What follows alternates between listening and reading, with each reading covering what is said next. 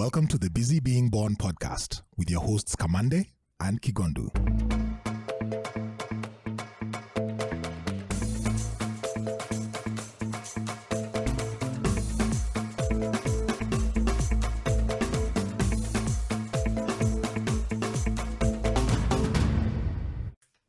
Hey. Wow.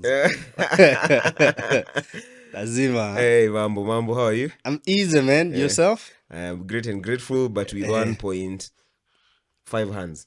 1.5 hands. Of course, wale watatuwatch wataona. Wataona mazee. What's Niko na going cast on? kwa mkono. Yeah. I recently broke a finger, my ring finger. Yeah. But bro, you should see the other guy. Yeah, umeifikiria for how long? No, sifikiria imekuwa like from day one. Yeah. For the last one nikavaa tu nini, but it's been fire. Hapo sawa, bana. man. So what happened? Umeka ring kwanza kando ama uko chini ya mabandage uko I cannot. Uko chini bana, the nini. My boss would not allow me to tour the ring. Okay, that's what's up. So lazima ikuwe hapo chini. You know, I was playing. I play touch rugby on Sundays with a group of friends that we've been playing maybe for the last 6-7 years.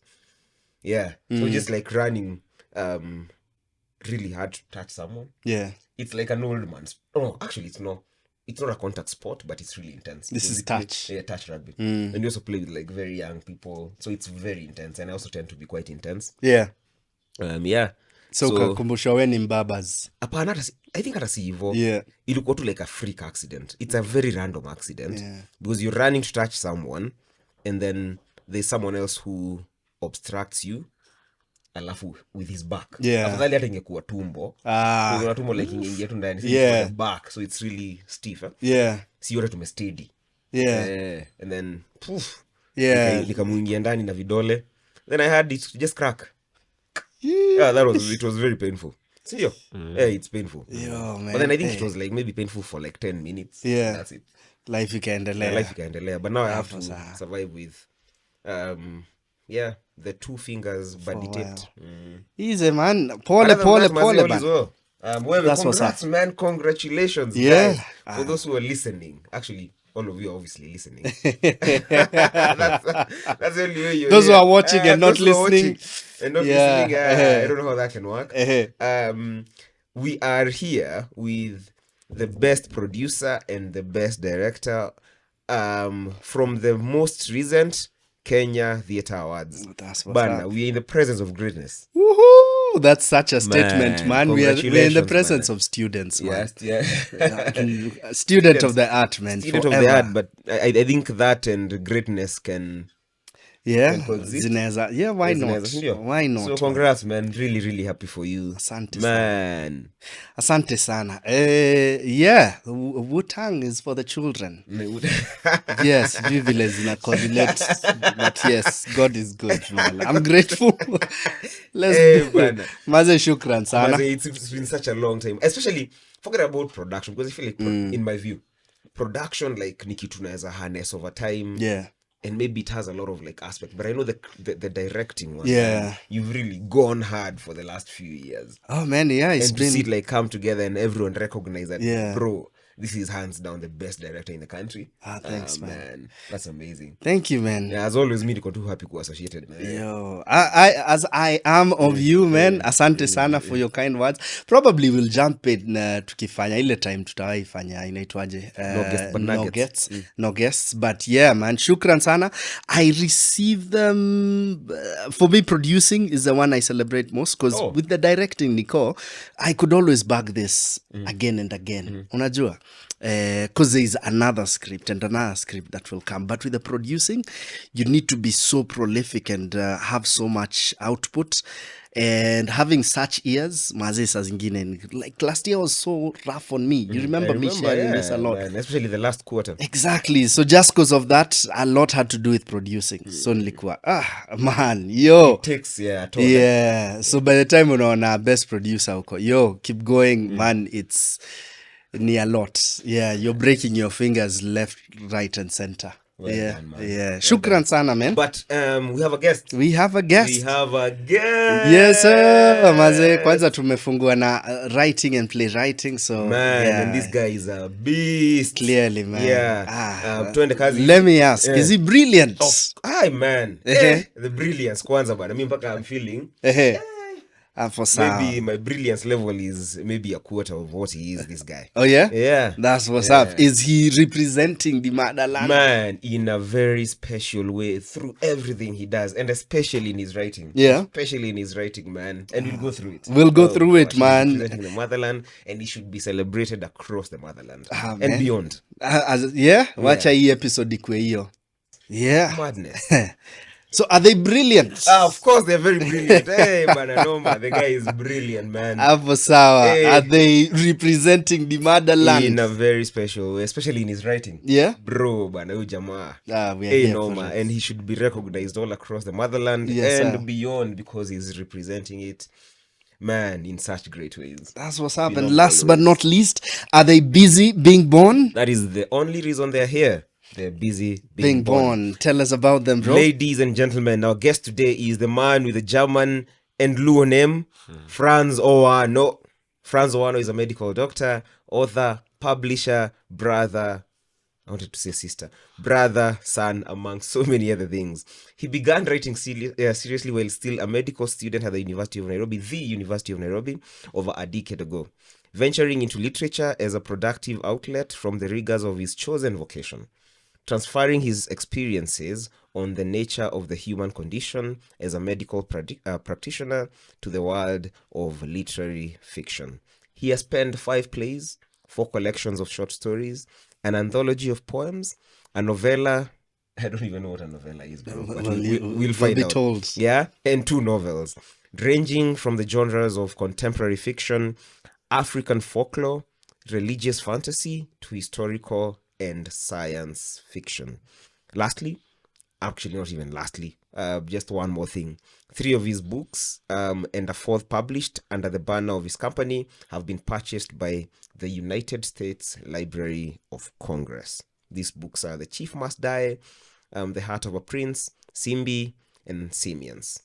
He does so many other things. He's founded the Wondrous Path Publishers to create a safe haven for creatives who are stifled by the restrictions enforced by the local traditional publishers in his home country of Kenya, encouraging new entrants to the industry to find their voice. Ladies and gentlemen, we give you the mercurial Franz Owano. Maze, uweke manduru hapo. Hiyo intro ni noma hadi na feel tuseme that's a wrap. Episode 55 for you. Have a good one. Hey man, karibu sana. Thank you for having me. We really appreciate you taking your time. You should be doing rounds right now because as of the point we are recording, my doctor was on strike. Oh yeah? That is true. Why are you not on strike? You're attacking me from the onset. Solidarity forever. That's Thank you so much for making time. We're recording this on Easter Monday. So we know you should be working, you should be spending time with the family, but you saw it fit to honor us with your presence today, and we're very grateful for that. Tuende kazi. Let's jump in, Maze. What have you changed your mind about? Anything at all? Over the last... Most recent, right? Is there anything that you've changed your mind about? Several things. Okay. Yeah, let's go for maybe 2 or 3 of them. You can love and hate someone at the same time. Wow, okay.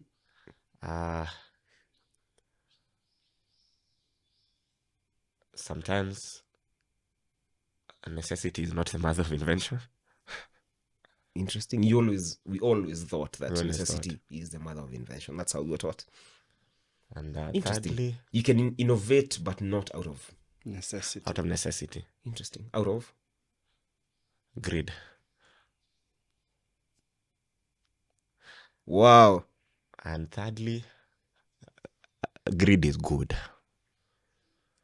Is it greed or selfishness? They're synonymous. But I can expound more because I don't want to hear more about that because I have a very orthogonal idea. So, on top of just being a medical doctor, I'm also a psychiatrist. So that's what I specialized in, mental health. And what drove me towards psychiatry is my interest in human nature. For a long time, and it also reflects in my writing, I've always wanted to understand why people do what they do, right? So as you grow up, or rather when you're young, there's this binary view of the world, good and bad, right?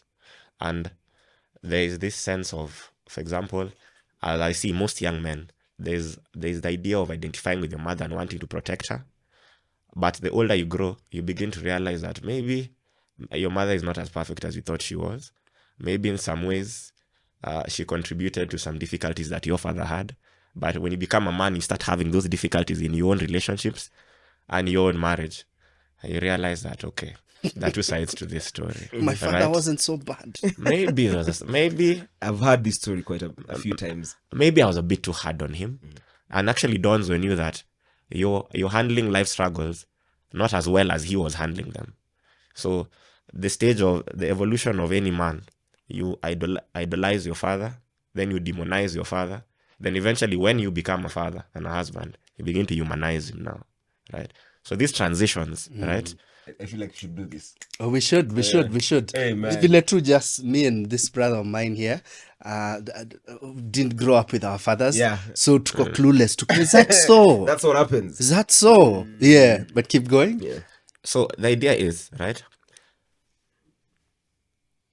Do people do things because they're inherently bad or good? Or do they do it because they don't have options? Right? And if you are in their shoes, would you do the same thing? So my stories reflect scenarios of people, normal people, who are in impossible situations. And now that's when the morality comes in, the lack of morality thereof, or justifications. But in reality, if you're in a situation where you have no options, can I really blame you for what you did? Or do the ends justify the means? And also the nature of human beings' will to power. It's one of the aspects that I really try to capture in my writing. I feel like we are all creatures striving for power. Everything we do is towards gaining more dominance and independence. From the time we're born to trying to speak. That is actually an action expressed to obtain power so that you can assert yourself. Mom, I don't want dengu, I want pizza. But if you can't communicate, right, you'll have to take whatever you're given. So that in a way enslaves you. Your ability to learn to walk, to crawl, to be able to move. Don't you think that's an expression of a will to power? 100% it is. Yes. So my two questions from there. I'm happy that you started from such a philosophical. Yeah. Maybe it depends. You've gone in, but finish your point. Finish your train of thought. So, when I say greed is good, in the words, actually those are words I echo from Gordon Gekko in The Wolf of Wall Street.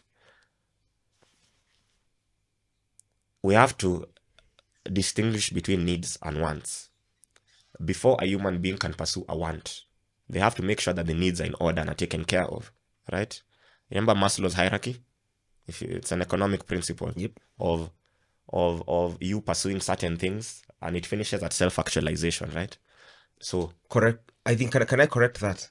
I learned this the other day, mind blown, that actually Maslow revised that last point from self-actualization to I'll tell you the right word, but it's not the actualization of the self, because at that point when he was dying, he realized that there's actually no self to be actualized, and that's not the peak experience. The peak experience is actually being at the point where you realize that we are all one, right? And there's a name he called it, but just go on. But Keep he going. did revise his last publication just before he died. It was revised, but I don't know, for some reason the self-actualization thing That's what took off, it took off, and that's what we run with right now. Okay. Yeah. That's fascinating.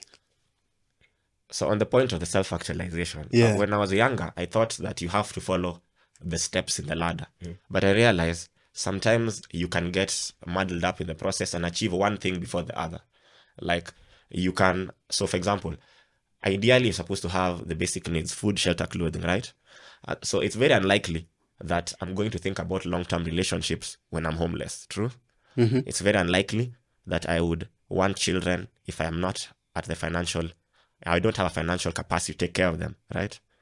But sometimes I've realized that you can actually self-actualize before ever having a family and falling in love and meet the right girl. It can 100%. happen. So you don't necessarily have to follow the same steps. sometimes life just happens and you just go along with it. Yeah.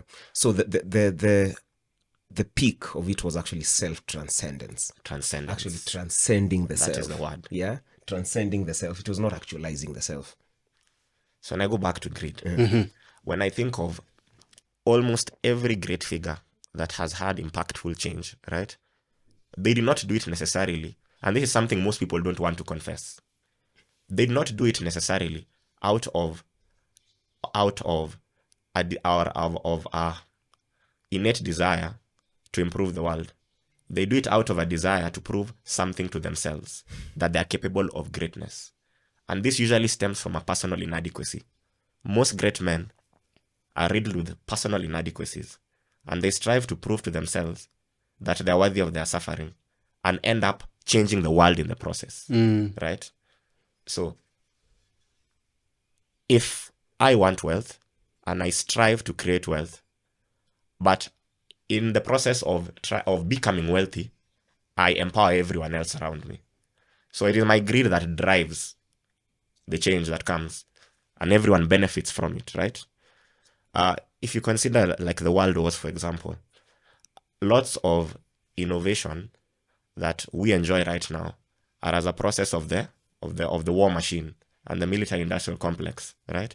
And actually, the funding from this military-industrial complex has funded so much research on medicine, genetics, that we are benefiting from. But what was the primary motivator for them?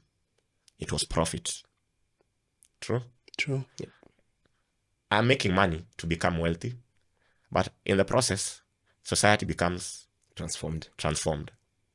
So in a way, there's, as much as we're humanitarian, there's a selfish aspect to it.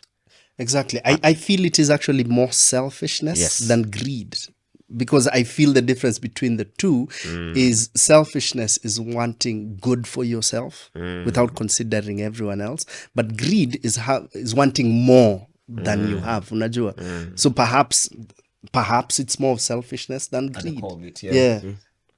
But I'd like to pose a question to you. Yeah. Right? What human being on this journey of transcendence has ever fully practiced contentment? Human beings are wired to overreach, right? It's just how we are. Once you achieve something, you no longer desire it anymore. You aspire for greater things. The hedonic treadmill. Why didn't Julius Caesar just decide it was enough to be a consul of Rome, right? Why did he have to end up in Gaul? Why did he have to conquer half of Gaul? Why wasn't it enough to be a great general? Why did he have to become an emperor? And why did he have to debase the same democracy that he claimed he was fighting? Yeah. Another thing, let's consider the British Empire, because I think in many ways we are all children of the British Empire. And when I look around Africa, I see ghosts of empire wherever I go. And there's a book by Kwasi Kwarteng called Ghosts of Empire. I encourage you to read it. Let's start. What is your first name, sir? Kigondu. Kigondu. Yeah. Do you have any Caucasian name? Caucasian. I do. You do. What is your Caucasian name? Martin. Great. What is your Caucasian name? My Caucasian name Samuel.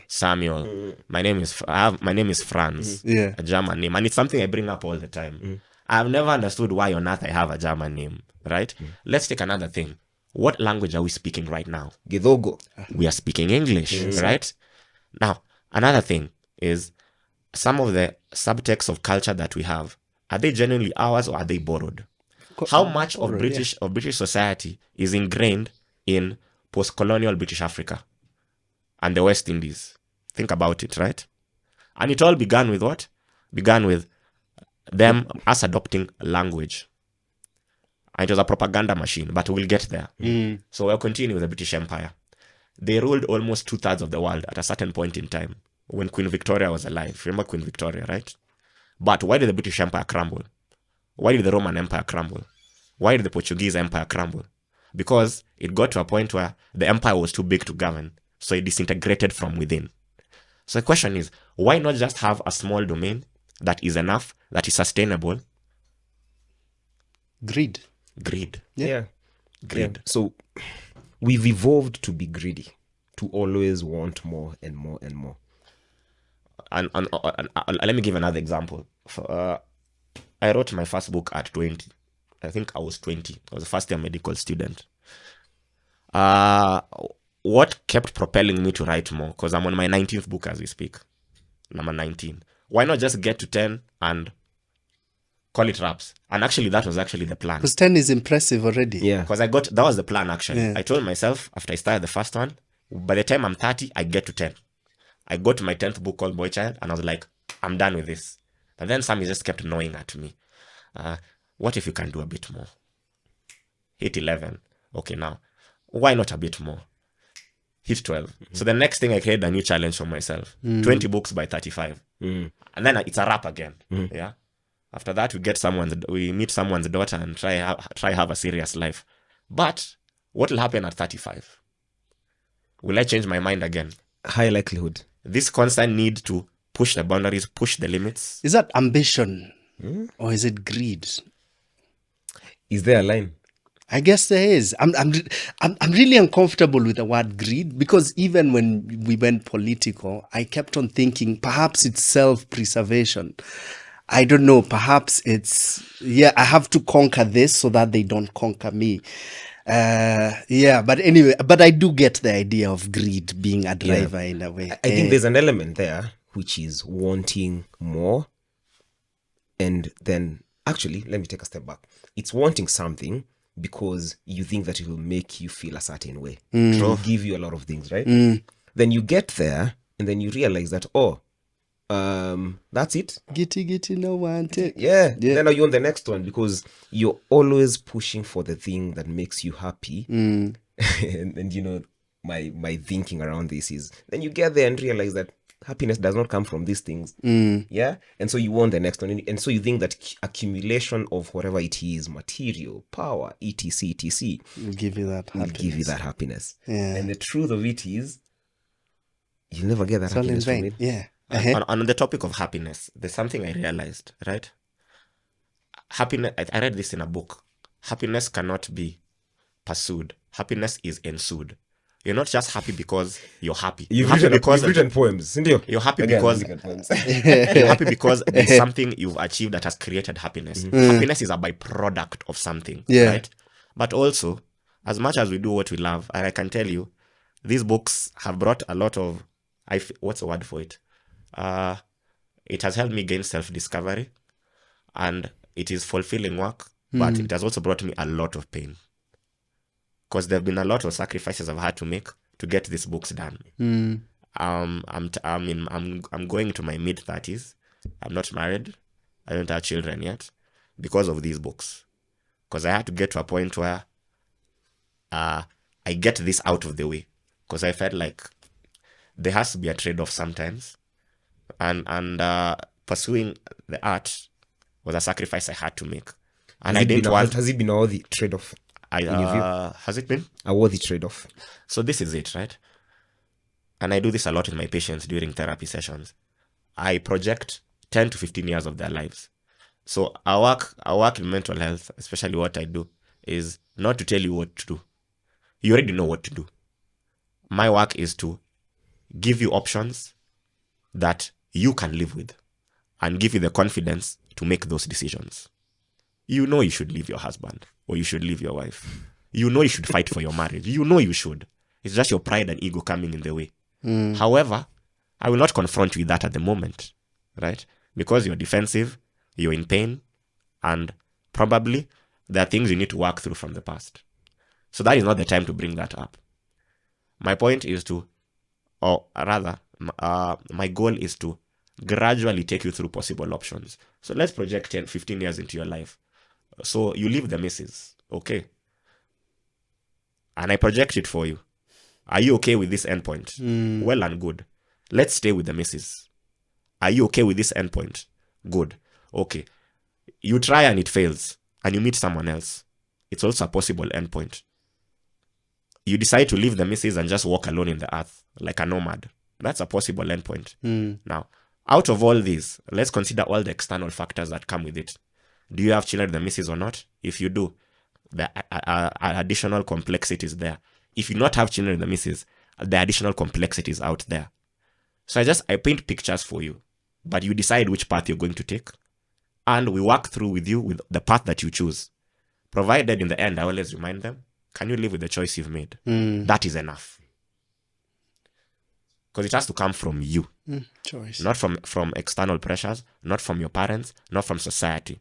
It comes from you. But I think we're digressing. This is busy being born for you. It's okay. Yeah. It's yeah. okay. So We will digress as keep much as we going. want. We're keeping tabs, at least between the two of us, on the different threads. We'll keep coming back. So, as I was saying, as much as I get fulfillment from the writing, it has caused me a lot of pain. Because sometimes when you write, you take who you are wherever you go. I take versions of me to work, true? I take versions of me when I interact with my friends and acquaintances. So in many ways also, I cannot deny that I take part of me into the writing. My fears, my hopes, my dreams, my ambition, my greed, my biases are all taken here. Like when I wrote my first book, and my sisters read it, they realized very quickly the characters I was referring to. Because there were some allusions to real life. And they're like, this must be who, this must be who, this must be who. But I thought I was so creative to an extent where I could conjure up fictional characters and make them completely original. And then I realized I was actually bringing myself into the books. But it's something I've also had to work on with time. Yeah. I like that. Wow. I like that. We could do this for quite a while. Yeah. I have two things. The first question is around the inadequacy, yeah? So as a writer, with the intention of doing 1, 2, 3, 4 books and so on, 20-something now, what inadequacy do you feel you're choosing to do the writing? Are you trying to... Are you trying to, what's the word? Are you trying to feel? Yes. Yeah. I've never told anyone this, but I think I feel like you're the therapist. It's like reversed roles. But anyway, I think I'll say it. So allow me to give you a bit of history, because I've studied great men, and hopefully I'll be one day. Oh, you studied Kigondo? I've studied great men. You studied him. Keep going, man. Great man. Keep going. Keep going. You're in the syllabus and lesson plan. Yeah? Keep going, bro. So I'll give you an example. Let's take the Right Honorable Raila Odinga. We do agree he is a great man, invariably. We do. No discussion, right? We do. But now the question is, have you ever thought about what drove him to become great? What drove him to be great is because he lived in the shadow of another great man, Jaramogi Oginga, right? So in some sense, do you think there was a sense of, we'll ever measure up to this giant? And so it drove him to do more, to be more. Now, Julius Caesar was raised by his uncle Marius, who was a general in the Roman army.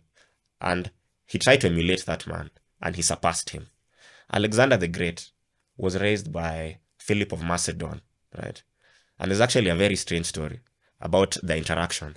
So father and son despised each other because Alexander the Great felt that the empire could be expanded, but his father was comfortable with a tiny hamlet of the world, right? So as much as he admired his father, he felt that he lacked ambition. And his father could sense that this unbridled ambition without maturity and caution would be dangerous for this boy. So he decided, I'm going to humble him. So there was a horse that was being broken. You know the process of breaking a horse, of trying to constantly try and condition the horse so it can be tamed, so it can be ridden by another rider. So all the professional horse tamers were unable to tame this specific black stallion. Then Alexander the Great told his father, let me have a try. And his father saw a chance to humble the young boy.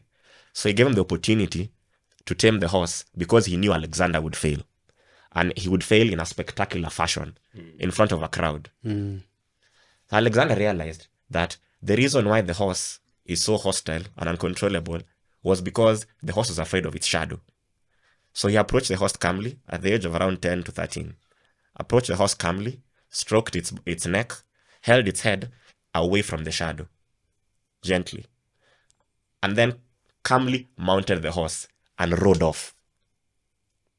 Now that horse, he named it Bucephalus, and he rode into war with that horse to his death. So, what inadequacies drove Alexander the Great himself? The need to prove I can be better than my father.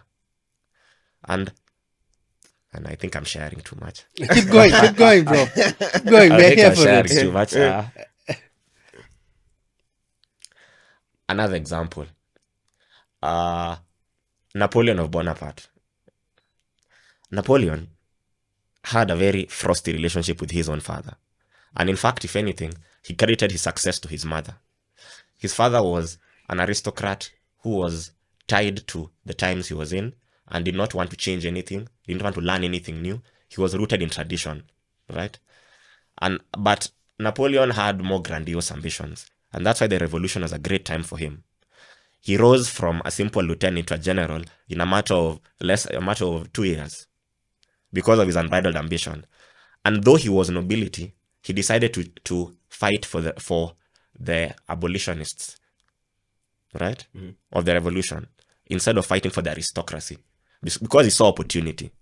But deep down, what inadequacies do you think drove this man to become great? I'll give you another example. Napoleon of Bonaparte had terrible relationships with women. He could never settle down, right? And in fact, if anything, this inadequacy was mainly rooted by the fact that he was minute in stature. So, you people do not take me seriously because I'm a short man. I will show you. I will conquer the world. Yeah. There's a pattern here, and it's okay for you to share.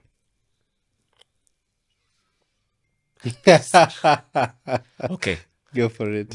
I'll say it. Yes, sir. So for me, I grew up in the shadow of a very great man also.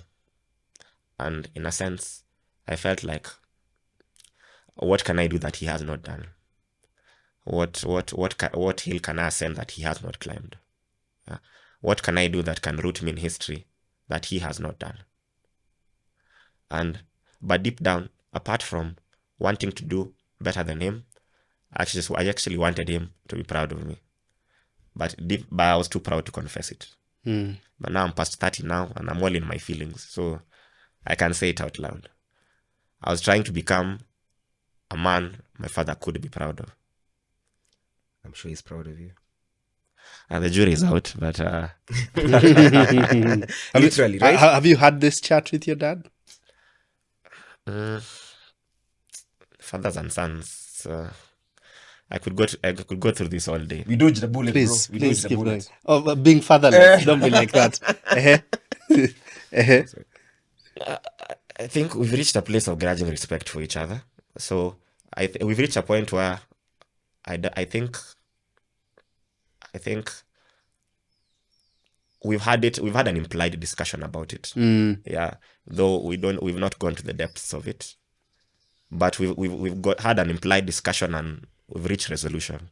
So we're okay now. Yeah, What makes it so difficult because I've had, it's not the first time that people intimate towards this relationship between father and son, and we've spoken about it here, about my fears on how that would have shaped up me as a parent, for instance. Yeah, what makes it so difficult, especially for our generation of men, to have any relationship, to have a good relationship with their dads, or even get to the point where they can talk through everything that they've been through and come to what it should be, a loving relationship that is full of compassion, communication, tenderness, and hopefully respect. Yeah.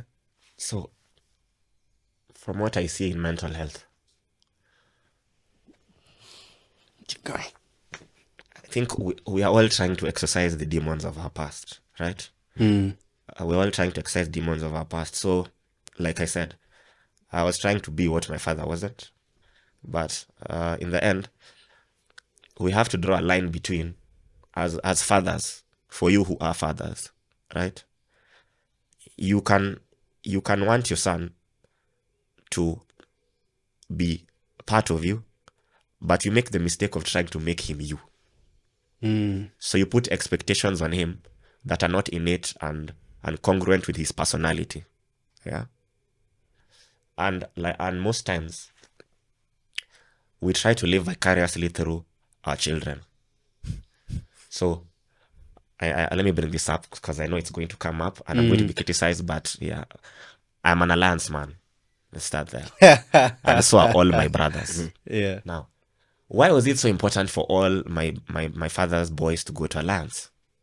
Because he did not go to alliance. True?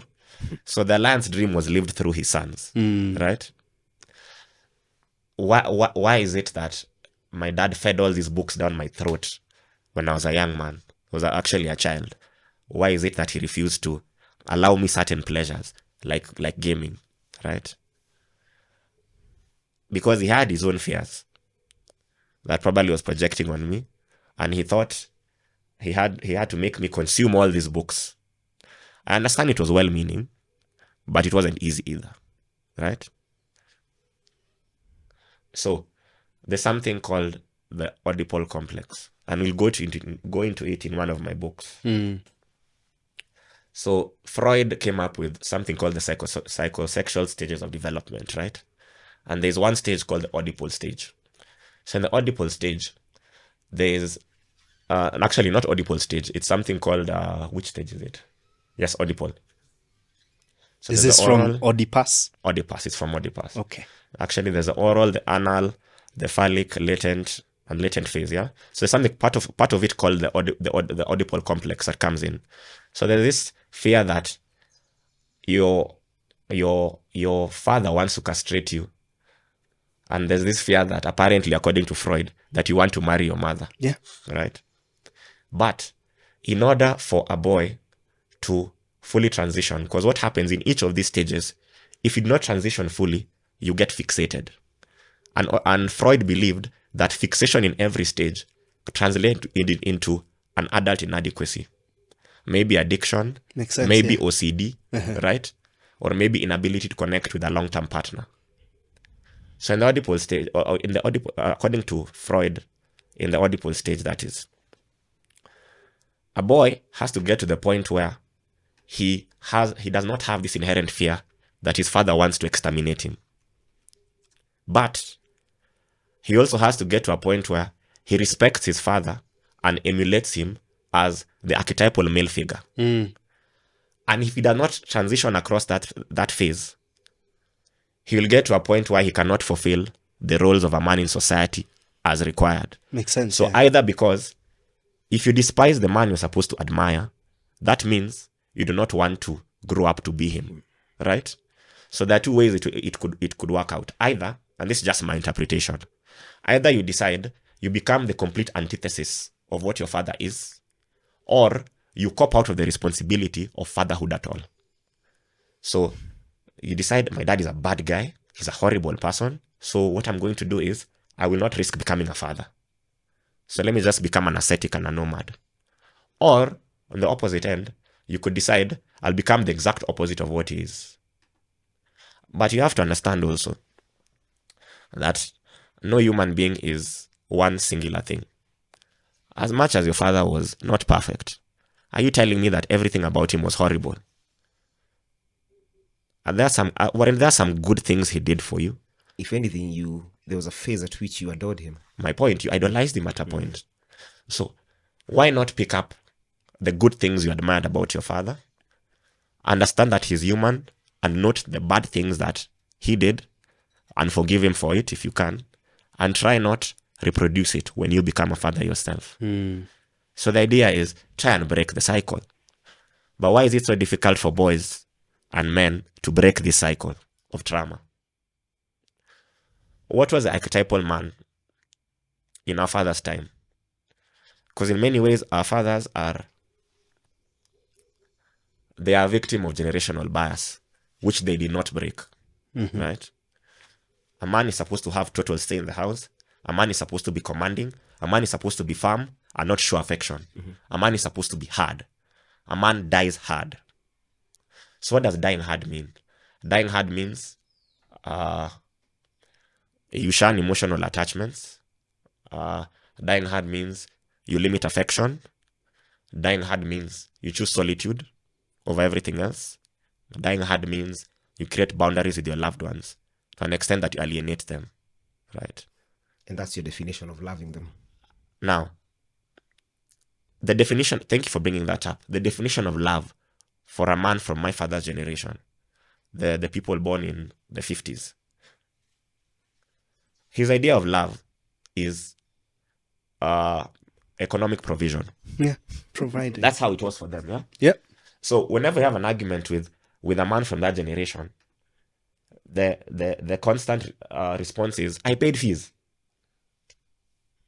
You do not affirm me. You do not make me feel worthy. You trample on my self-worth, but you paid fees. But for him, paying the fees should trump everything else that he's not done. And of course, he constantly tries to remind you, I wore my first shoes at Form 2. My father was a village drunkard, maybe. My grandfather was not a drunkard. Let me just put this out there. Yeah, this is not about me. I'm generalizing, yeah? I had to raise myself. I raised my siblings, right? What have you ever lacked? By the same time, like we said, I'm expected to die hard. And in a sense, as a boy becoming a man, I feel like asking my dad that I need affection makes me appear weak. So what do? Right? I also start becoming hard myself. Harden. So I callous my heart. Yeah. I walk through trying to pretend that I don't feel things. And the trauma follows me all the way to the point where I become a father. And there's a very interesting quote. You cannot feel pain. You cannot heal pain that you refuse to feel. Now, we're raising a generation of boys now who are a product of pain that their fathers refuse to confront and feel. But also, I think society is also, in a way, responsible for these difficulties that we're having. Because currently, with feminism and the empowerment of women, we are at a transition as men of our generation. I think you're in your mid-30s, right? Mm-hmm. So there is the construct of the man who dies hard, who never shows emotion, who pays all the bills, who is commandant general of the home. But then there's this new generation we have of women who are also economically empowered. At the same time, they want to feel that they have decision-making power to an extent in the home.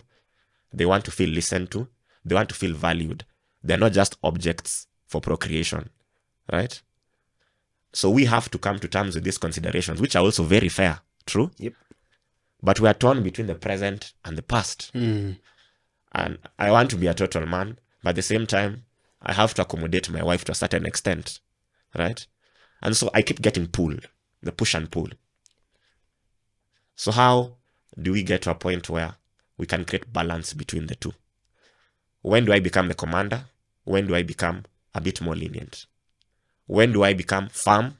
When do I become affectionate? Assuming that we need to create a balance. There should be a balance, but it's confusing. Don't you agree?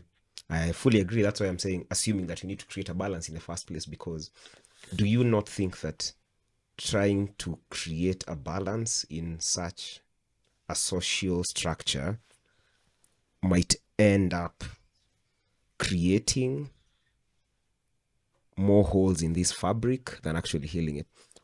Because for the simple fact that we do not want to just embrace change as it is and realize that, okay, we are living in a different time altogether. And maybe the way out is to actually rethink this whole setup. Because if you come from it from a point of trying to find a balance, we'll still be plagued by the past. And wanting, it's like tunajaribu kuenda mbele, but bado tumeshikilia kitu huku nyuma. Sindio? So maybe what if we let it go entirely and start from with a clean slate? Is that a possibility? Now, this is it. There's a quote I heard somewhere. Better a system than no system at all. But the counter question is, this is said by someone who benefits from the system. So what if you are the receiving end of this system? Right? Fair. And the alternative is total anarchy. Or the best scenario is work with the system as it is, as you change it progressively. Yeah. Because if you consider the point of complete and utter patriarchy, women were at the receiving end of it, right? So was it fair for us to tell them to just accept the system as is? No. No. But at the same time, there can be no system. We cannot live in a place where there is no system, true? I don't have all the answers, but I'd propose that we try and change things progressively. And another thing, we should not impose our ideas of normal on everyone else. Is there a woman out there who wants her husband to pay all the bills, right? And another thing, is this man comfortable doing that? If he is, why are we trying to impose things on that setup? Is there a woman who is willing to help her husband and go 50-50? And if she's okay with it? If it is okay for them, why are we trying to impose the fact that the man should pay all the bills? So the question, the point I'm trying to make... On the other side, sorry, is there a woman who's willing to pay all the bills and a man who's willing to be a house husband? Now, that's another thing. Yes, sir. That's another thing, by the way. Thank you for bringing that up, sir. Thank you for bringing that up, sir. Yeah? As a society of men, right? Are we going to vilify or I'm looking for the word. Are we going to demean a man look down who is willing? The word is demean. Demean, actually, yeah, demean. Are we going to demean a man who is willing to work in a system that ensures marital harmony? So your wife earns 6 figures, right? But the trade-off is she requires you to at least help out a bit, right? In the home setup. Mm-hmm. So the fact that there's no economic, what's the word for it? There are no economic strains, yeah, means in a way as a man, you have to find a way to compensate, true? And the difficulties usually come up is when a woman is more economically empowered, but the man wants to feel like an overlord, but he's not providing any additional value to this woman's life.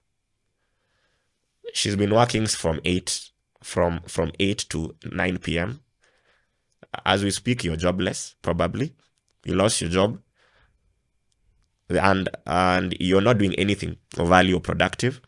She comes home, she finds you drunk, right? The babies have not been washed. The babies have not been fed. Nothing is in order in that house. And we're not saying necessarily that you have to do it yourself. But can't you work with the house help to just coordinate some things on your wife's behalf, right? But because you feel like a man, right? You want your wife, who's been working from 8 a.m. to 9 p.m., to come and start cooking there to serve you. Surely, guys. Yeah, 100%. But like I said also, if a man who is in a setup where he's decided to adopt some responsibilities in the household because his wife is taking care of he's taking care of the economic aspects of the family, when he sits in the company of other men, can we get to a place where we do not demean him and make him feel like less of a man? Yeah. Because that's what's going to happen most likely in our setup. Agreed. So in truth, we are searching for balance. We are searching for balance. Hata kama ni individually ama per couple, probably we'd never get there as a society where we finally agree this is. Unajua? I feel because this was building off your question. Let me bring it back, Bado, to this settling down and the writing and the sacrifice you spoke of. When you're with a patient, when you give them all these different possibilities, so I'll give you a possibility and you could speak on that just a bit. You said there's pain attached to putting in the work, right? Yes. So in this case, doing this number of books, taking your time off work and school and all these things you've done. So in a different realm, there's you who chose not to do the books and settle. Majua, take that route. Looking at that man who chose that, would you judge yourself? In what way would you judge yourself? Would you be happy? Do you think that version of you is happy in another universe? Yeah. So actually, what you brought up is what I was looking up when the gentleman, the sound, when Abu interrupted us, right? There's something called Schrodinger's cat. You've heard of it, yeah? It's a thought experiment where it tries to prove that two things can coexist at the same time. So there's a cat with a mechanism that has the possibility of killing it in a box. But for us bystanders looking at the box, is the cat dead or alive?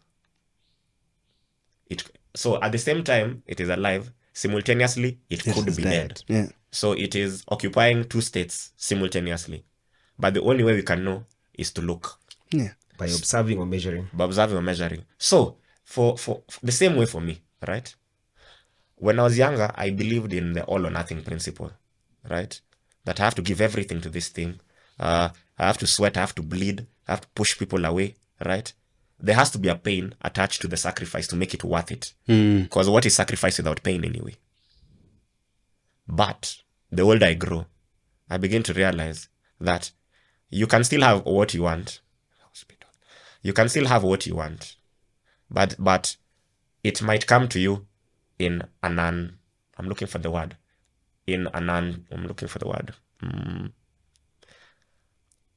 untraditional manner, right? So in terms of the Schrodinger's cat, for me, is it possible that I'll get to 30 books by 40 and then have the family? Or is it possible that I had to have the family first and then start writing from there? So could I not have it all eventually? My story is still unwritten. If you take some example of some writers, right? Like Jeffrey Archer, you've heard his story. So Jeffrey Archer, his story is very interesting. And I covered it in one of the articles in my magazine. I also have an online magazine called The Wanderer's Path. So his story is very interesting. So apparently, he faked his way into Cambridge, right? And then from there, he embezzled some funds from some NGO. Then he went bankrupt. And after he went bankrupt, he started writing to raise money. So he began writing in his 40s. Can you believe? And it was also the necessity of bankruptcy. And he became one of the best-selling fictional authors in the world. So he began at 40. So the point I'm making is, in reality, if I had never written a book and chosen the alternative of being purely a family man, there's some regret on my deathbed that I would have had. Definitely. Right? But now, at the same time, if I choose option A, where I write the books purely, I will achieve greatness, but there will be some regret that I never had a family. So either way, I lose. So the question is, which loss am I willing to endure? But there's also a third alternative, where two states exist at the same time. Could I finish writing all these books and still have a family? It's definitely possible. Which is what I'm fighting for. Oh, yeah? It's okay for you to take the call, because if it's work, that's I know, it's fine. okay. At the point at which you need to handle any responsibility, please let us know. No, it's fine. You can continue. You can continue. Fantastic. Great. So let's go back to the story. I think we've gone all into these phenomenal ideas, and thank you so much for sharing. Maybe let's jump into where it all started. Right? We've had bits and pieces of you going into med school, opting for psychiatry. At some point, you mentioned something around, your father giving you a lot of books to read.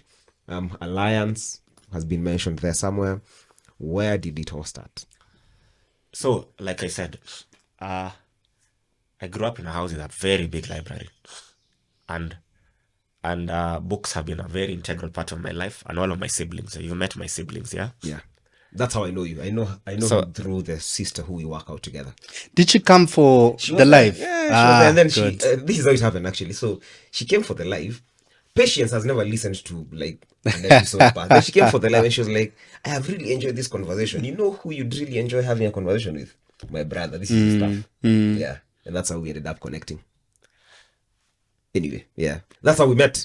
Yeah. Please go on, Franz. You're about to say something. So, you see the way children like toys and they share with each other. For us in our house, it was books.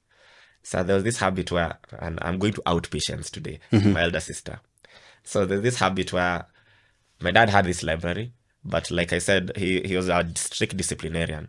So there was always this boundary we had with him, right? And his books were sacred. So it's either he gives you the book, but you don't just take it, you don't just borrow it without his permission. So my younger brother found a way, actually my older brother, to open his cabinet, because it's a large glass cabinet with books across on the other side. So they found a way to open the cabinet without the key. So what we used to do is, one of us takes a book, they read it, they hand it over to the next one, hand it over to the next kid. By the time my dad comes back from work, we've returned it. Now, one day, Patience borrowed a book, and she returned it in the wrong place. And my dad is very astute, so he looked around, he's like, okay, this doesn't fit in here. He called a family meeting. Yeah, and I was blamed for it. You took one for the I was team. blamed for it. Yeah. So my dad was like, by the way, things don't just progress, right? You don't just wake up and become a thug. Yeah, it starts from stealing. Yeah, you start stealing books. The next thing, you drop out of school. The next thing, you're taking drugs. Yeah. Then you tell my mama Sarah. Yeah. Your children are not going the right way. And she specifically said, out of everyone here, I know it's you, Franz. Was there a reason? My heart broke. Pardon? Was there a reason why it was you? Pardon? Was there a reason why it was you? I'm just a victim. Okay. Are you the last born? I'm not. Or are you the last boy? No, I'm not the last boy. Okay. Interesting. So I took the punishment like a G. I kept looking at her like, should I out her? But the damage is already done. So I just took it like a man. Yeah. But that's what I'm trying. Hard. I was still dying hard back then. What hurt you more? Knowing it's not you, ama your dad pointing out it's you? I think what hurt more was the fact that he had so little faith in me that he thought it was me. Yeah. I think that's what hurt more, by the way. Okay. Yeah. But not that I hadn't gotten into that cabinet. I'd done it severally. Yeah. So ideally, I'm still guilty. So it's just that I was not guilty this time, but I was still guilty anyway. Yeah. So anyway, growing up with books was a very normal thing for us. And actually, there's another story. When I was 9, I wanted a Nintendo. You know the Nintendos? Yeah. They were really big in our time. And so I asked my mom, I want this thing. All the kids in the estate have it, man. It's a cool thing to have now. She told me, go ask your father. I went and I asked him. He told me no. Flat out no. And we were on very good terms when I was younger. We were on very good terms. So I kept nudging and asking. It got to a point where one day he came with a gift box. So I was so excited. The Nintendo is actually here. Unwrapped it, opened it up. Guess what was there? A book. Think Big. By Ben Castle. Oh God. Oh yeah, there was a time Think Big ilikuwa the book. Yeah. There were 2 of them, still. Yeah, Gifted Hands. Gifted Hands. Yeah. Like Christ. And I was like, Nile. Now, in my frustration, I decided, let me just read this thing and see what it's about. Yeah. So I perused the thing, I read the thing, and I actually liked it, though I didn't confess. And the journey of now stealing books from the cabinet, began. And the love of literature and the books. So when I go into med school, I think I was invited by my cousin Jeff to a certain party. And med school was a balance between failing exams, sleeping, reading, and trying to find productive outlets, right? So when at this party, I felt like, hey, these guys are drinking too much, man. It's too much alcohol here. And this might not end too well. So I got back home and I just started taking stock of life, right? First of all, med school is kicking my ass, right? The next thing, people are dating, right? And by that time, I didn't think I was a creature that could induce any desire, right? So I wasn't a creature that could induce any desire by then. I know, an apt way to describe it. At the same time, I don't want to drink too much. At the same time, I'm second guessing this decision. Should I have really come to this place to suffer? So I was just frustrated. Yeah, so it's an element of existential frustration. So I decided to just start writing something down. I started penning things down, and I think I'd had a task out too. Yeah, so I wasn't in my full faculties. So I woke up the next day, and I find things scribbled, and I'm like, okay, what's this about? So I read through it. I'm like, wow, there's something here. So I decided, let me just see where this will go. So I started dedicating more time into it. In 2 weeks, I was done with my first play. Wow. And it began. Fantastic. So I told myself, okay, now I'm in medical school. I know I don't have time. So, and I need to now get to 10 books by 30. How old am I now? I am exactly 21 and a half. Was there anything behind that number, 10 books by 30? 10 books by 30. Or is it just quite arbitrary? Arbitrary. Yeah. You see, when you're in your 20s, you think 30 is the end of the world. Yeah. Have you watched Kung Fu Panda? Yeah. So you know that there's a scene where Master Shifu approaches Ugwe. I like using animation quotes. Master Shifu approaches Master Ugwe and tries to convince him that Po cannot be the dragon warrior. Yeah, because he's just a fat panda. Yeah. Right. And Ugwe tries to tell him that, or rather to teach him that sometimes you have to adapt with what you have to get what you want. And so he tells him, you can try and change a pitch, but it will always be a pitch and can be nothing else, right? And then Shifu gets annoyed and he kicks the tree and he says, but I can control where a fruit will land. He holds one pitch and then he splits it in half and then he kicks the ground and then he throws the seed. And I can control where it grows. But at that moment, another pitch comes and hits him on the head. I remember that scene. You remember that scene, right? Yeah. So, point is, see at that point where Shifu transitions to the next stage of his life, I think where he joins the spiritual realm. Yep. So for me, I felt like 30 is that stage where you transition to another spiritual realm. I thought 30 was old till I got there. Yeah. So I felt like, And then you realize it's actually old, but you're still alive. I'm still here. And still quite young. Thanks to your prayers, I'm Yeah. still here. Yeah. So for me, 30 seemed like a world away. So I put the target, 10 books by 30. But the problem is you're in medical school and it's taking everything out of you. So I decided you cannot serve two masters. So what I'll do, I'll concentrate during the school period. After the end of year exams, we used to have 3 weeks before you transition to the next year. So in those 3 weeks, I will maximize the writing. So this book I actually wrote in second year medical school in my Panda's 3-week War. break. Yeah. Panda's War. So every break I had for the next 5 years in medical school, I wrote something. Okay. I like that. I really like that. I like the intentionality. I like the drive. That short story you've just told us about the knight, the two tuskers, the company, that's the first play. That's the first one. This is the first writing. First ever. Is there an earlier memory of you being good at writing? No. For me, to be honest. Yeah. What I loved words. I was always into words. Okay. A bit of context. So of all my mom's children, I'm the one who talked the fastest of all 6 of us. But I could attribute that to the fact that already I had 4 other siblings ahead of me. So picking up speech was quite easy for me. But another thing is I wasn't, you see the way children always move around destroying things. My mom never had that problem with me. For her, she just left me with a cup of milk and the TV screen. And I could be glued there for hours. And she'd never be worried that I'd hurt myself or destroyed anything.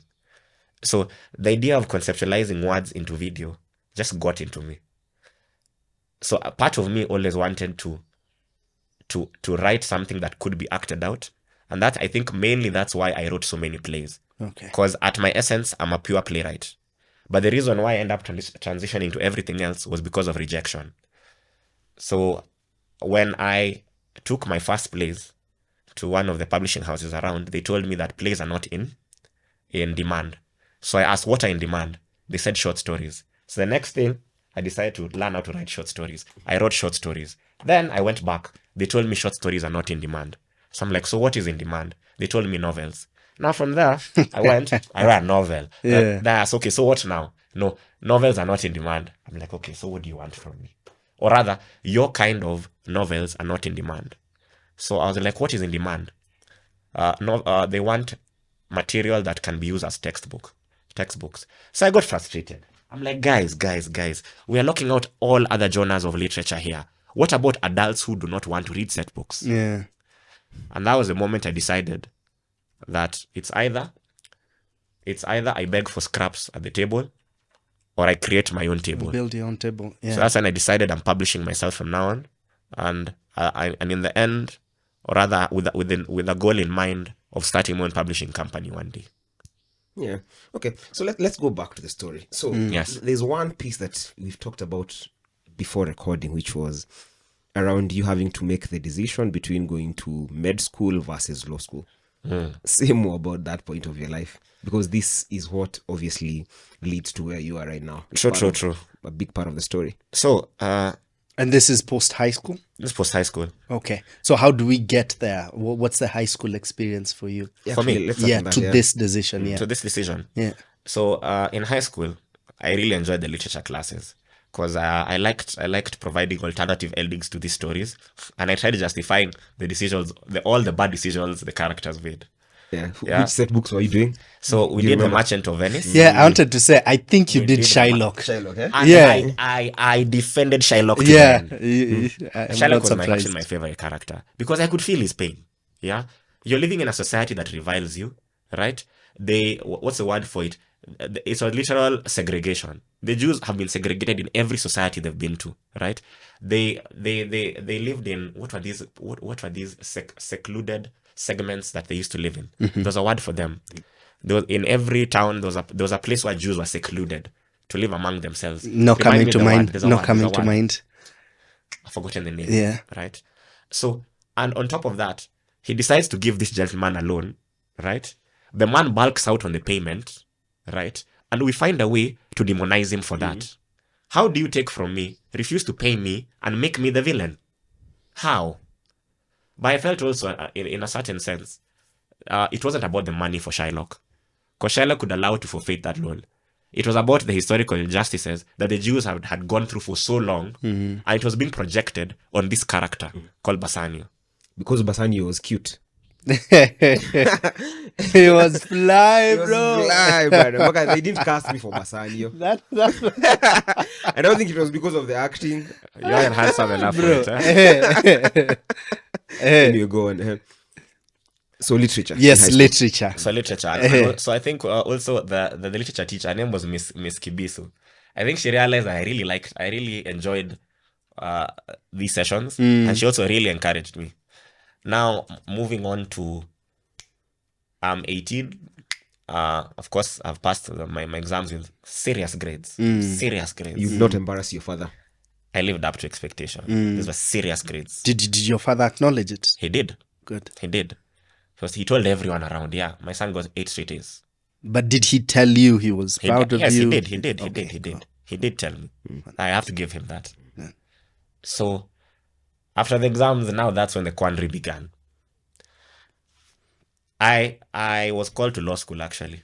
CC actually in the newspapers, the way they used to post the people being called to certain faculties. I was actually number 3 on the list. Law school, regular program. And my grades were that good. But my dad said no. I don't want to do law. I'm like, I think I'd be good at it. Yeah. Talking, engaging, conversations, counter arguments. I think I'd be brilliant at this. He's like, no. I have my reservations.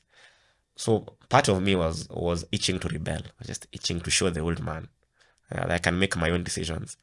But also my old man is also quite smart. So he used my weakness. He sent my mom to talk to me. And she went and did her black magic. I call it black magic. So, and it was getting to a point where it was starting to become confrontational. Yeah. So he was getting to the stage where he wanted to stamp his authority and say, I'm paying fees, this is what we're doing. But my mom knew that would actually be counterproductive. Because if he did that, I'd actually now go to law school just to spite him. And she knew it.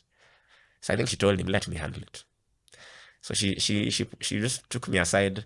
She painted scenarios for me in a way that would motivate me to actually do what she wanted. And in the end, I ended up in medical school. Is there one scenario that comes to mind of how she used this? She was able to convince you? I cannot share that. I still have to go back home. Fair. I can't share that. Yeah. Those are trade secrets. No. It's classified. Okay, classified. Yeah. We'll treat it as such. Yeah, fantastic. So I know we'll keep coming back to your childhood. Yeah, we'll keep coming back to these seasons of now you choosing either of the paths and you now ending up in med school. But it feels we have a very self-aware young man, very self-aware. What's the earliest memory you have of you noticing the world? Unajua, oh, I'm different. My opinions are different. Yeah, you know, I'm smarter than a lot of people in the room. When is the first time you feel very self-aware? So I think it was in nursery school. I'll never forget this experience. And so I won't go into details also of the school. So we're in nursery school, and it was a school of Africans, different races. The Africans, the whites, the Asians. And then I wanted to go to the loo. But apparently there was the loo on one side for us local Africans, and then there was the loo for the other children. Oh, wow. So I challenged the teacher. I'm like, okay. This is in the 90s. It's the 90s. There was like something like that. I could notice there was something. I could notice it, right? I'm in nursery school at this point. So I asked I challenged one of the teachers, the kindergarten teachers. I'm like, so why can't I go to this one? It's just a loo like the other one. But of course, also, in hindsight, I can't blame that teacher because they're also employed there. And maybe it's an issue of management. So maybe just to keep her job, she just had to conform. So she was a cog in the wheel. I really can't blame her, right? So I went home and started asking my mom, why is it that we can't use both loos? As usual, she told me, go talk to your father. I told him, why can't I use both loos? I think now the spark of rebellion began there. I started asking why. And that question has gotten me into a lot of trouble my entire life. Why? That's one of the oldest memories, I think. I like that. That's very particular. What about yourself and relationships throughout primary, throughout high school, probably into med school? How are you with particularly girls? Girls. Mnaenda funky? Are you out there doing your thing? Not per vibe? So let's see. In primary school, I had no time for girls. I had to go to Alliance. Okay. Which I did. Was this made very clear from very early on? Pardon? Was this made very clear from? No. It was a decision I owned. But all your brothers had gone. My elder brother had gone. Then I was to go next, and then my younger brother went after me, way after me. Okay. Oof, the pressure. So for me, it was all systems go. Plus, I was index 1. I was index 1 also. So everything is about getting to Alliance. Yeah. No distractions. Okay. Then I get to Alliance, and then I realize, wow, there could be more life here. There could be more to life here. So of course you try engaging here and there. You try playing a few sports here and there. And I can't forget. There was a scenario where my dad noticed that I'm getting into sports a bit more, and my grades were lagging a bit. So in Form 4, he didn't drop me that day. I dreaded him dropping me to school. I dreaded it, yeah. Because those pep talks were rough, man. Yeah. So he sent his driver to drop me. And I thought, I'm scot-free, man. So it was the beginning of Form 4, New Year, last year. Then as I'm dropped, the driver says, I have a note from your father. Oh, my God. A letter. Yeah. With a letterhead and stamped and his signature. So I read it. I opened up and read it. He's like, you are at the inflection point of your life. It is time. You are at the inflection point of your life. It is time to put aside childish things and settle on business. It's like, wait. Pressure. Yeah. I took the letter, just gave it back to him. Okay, tell him it is well noted. Wait, it is well wait, noted. what? You are at the inflection point of your life. It is time to put aside childish things and settle on business. And he signed NRO. Some crazy fancy signature. With a letterhead? With a letterhead. And a stamp? With a stamp. So I told the driver, received well from management. to be pursued. But anyway, what were we discussing? No, tulikuwa girls. So clearly girls. there was never room for them. There was room for them, Okay. but it's just high school, just engaging, talking, nothing much. Yeah. There was really much into it. Okay, fun. But now we go to campus now. Yeah. Right. So campus also, I think in campus it reached a point where the sponsor culture was becoming very common. If you remember those days, right? Yeah. So and also, my father, how do I put it? My parents provided a very comfortable environment, but I think they're also afraid of giving me too much too soon. And if any of you are fathers, it's something I also don't encourage. Do not give your children too much too soon. Nasikia. Do not give them too much too soon, right? Because there's a danger in blooming too early. Never bloom too early. And I'll give you some examples later. So he'll give me just enough to survive that I wouldn't starve, but he didn't give me too much that I'd lose my way and become conceited. And this is for campus, sasa. Yeah. Yeah. So now with that shoestring budget I've been given, right? So are you going to eat? Are you going to eat? Are you going to drink? Are you going to date? Because you can't do it all. And sometimes you choose 1 out of 3, right? So it gets to a point where you see your classmates dating older guys, right? And the sponsor culture is so rife in campus.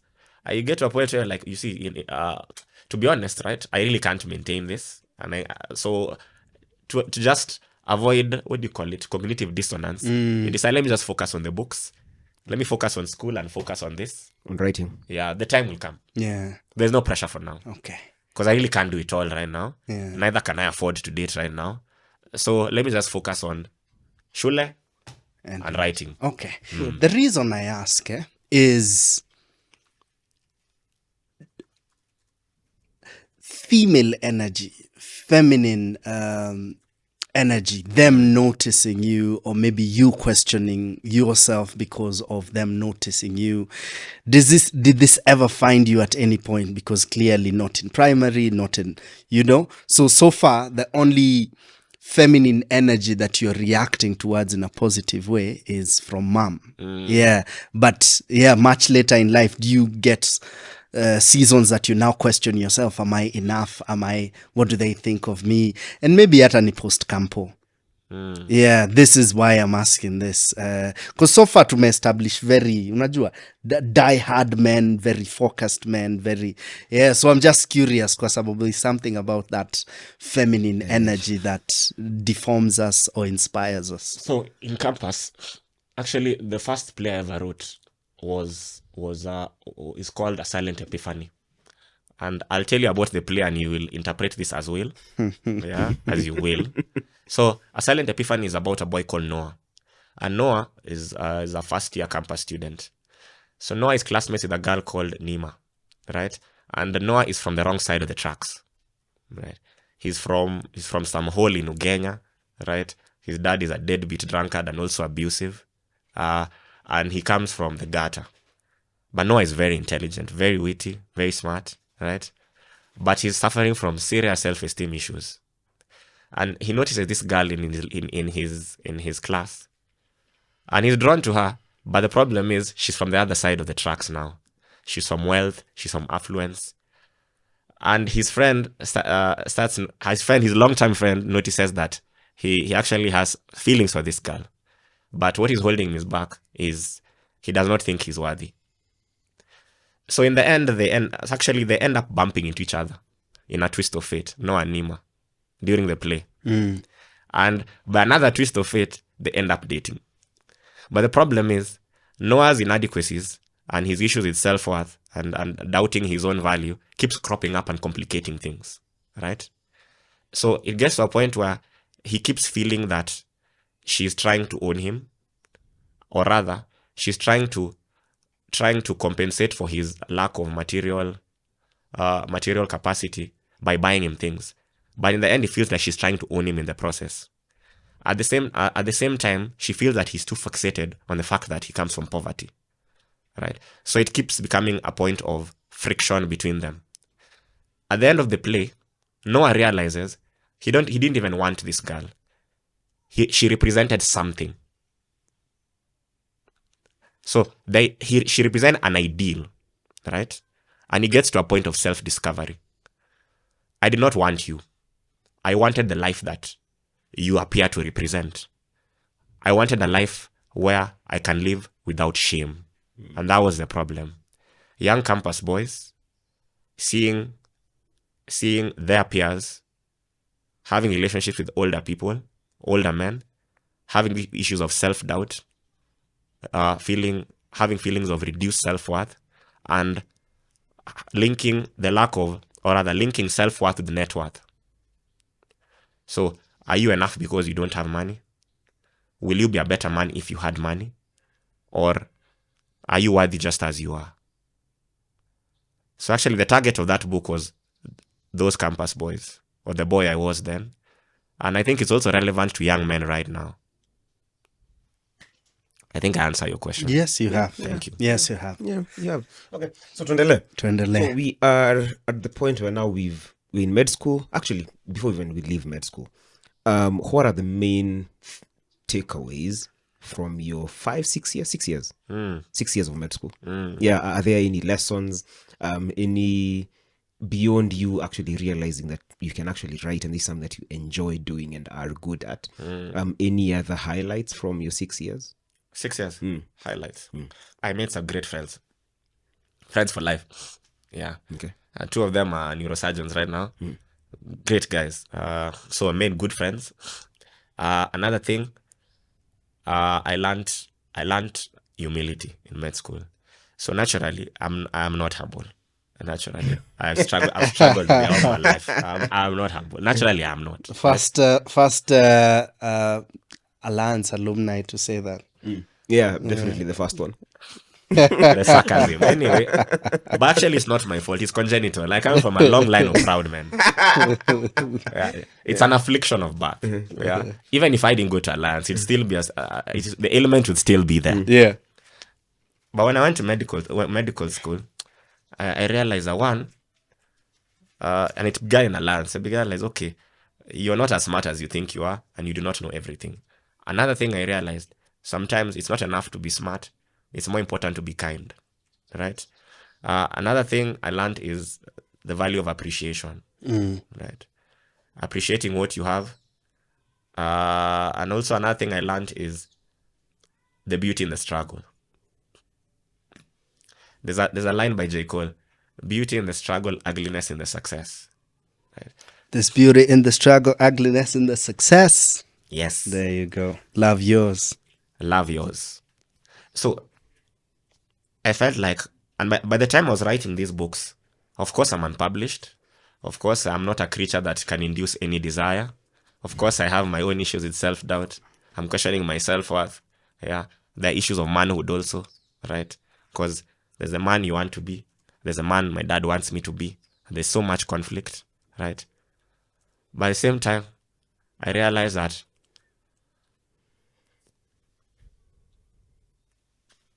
what we do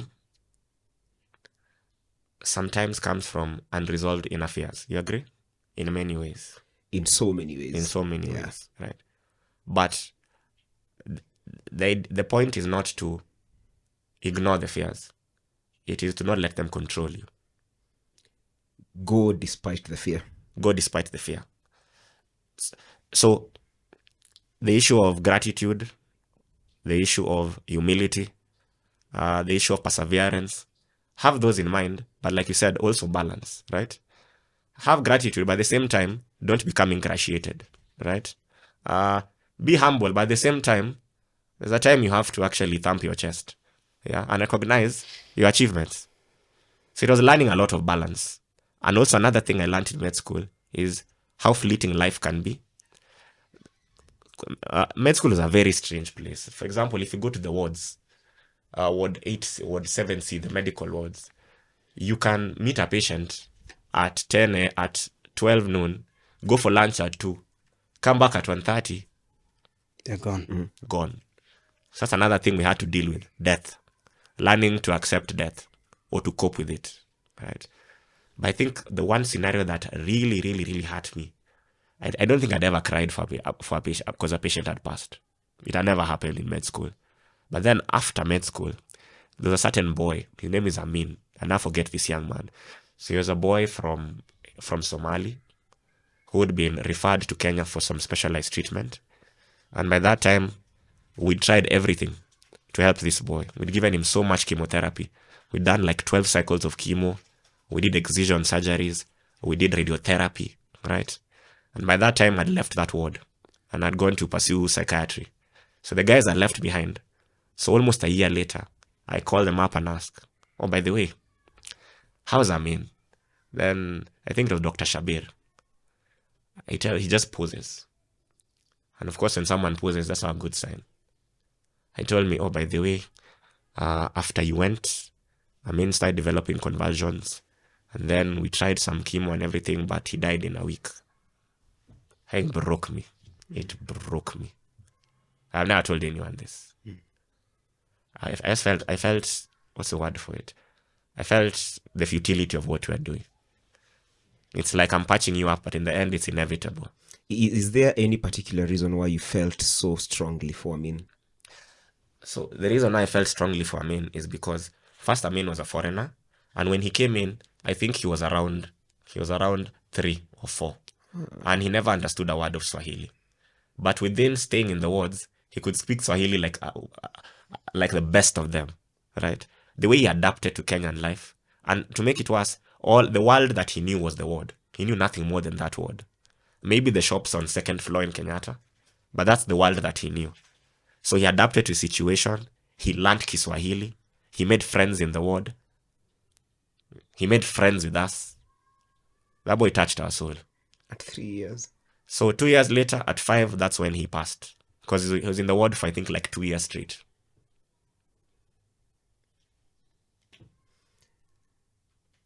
Is this one of the reasons why you opted to go the psychiatry way? Or this was not a decision point?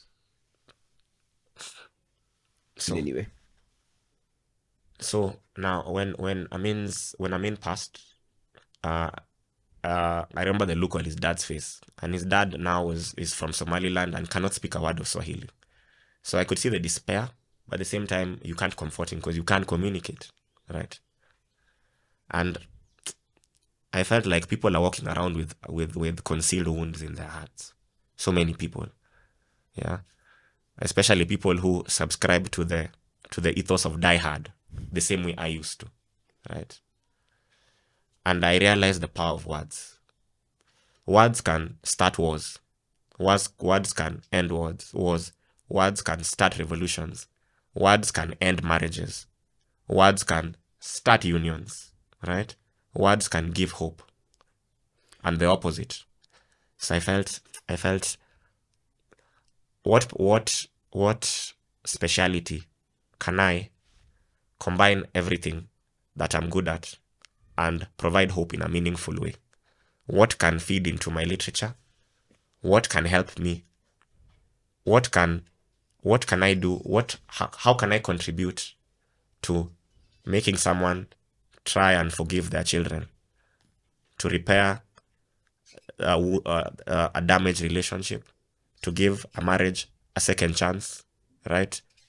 To try and live again another day and not succumb to suicide simply by words. And I thought it was something very noble. Yeah. So, and also, as you can tell, I don't mind talking either. So I felt like it's in tune with my personality and who I am. So psychiatry felt like a good fit. Okay. Wow. How is the practice so far? Is there fulfillment in it? There's fulfillment, lots of fulfillment, but there are some hard days also. There are some really hard days. But there are more good days than bad days. Okay. Yeah, but there are some hard days. Yeah. Yeah. So you feel it was the right choice? I think it was. Okay. Before we move from med school, what are some of the tricks you could share around consistency? Okay. Particularly with writing, yes, but also in chapaying, like top-notch grades, I guess. Top-notch grades. So, first of all, that letter my father wrote was really helpful. It kept echoing in my mind whenever I write it to my son. Whenever I wanted to slack off. Yeah. You are at an inflection point in your life.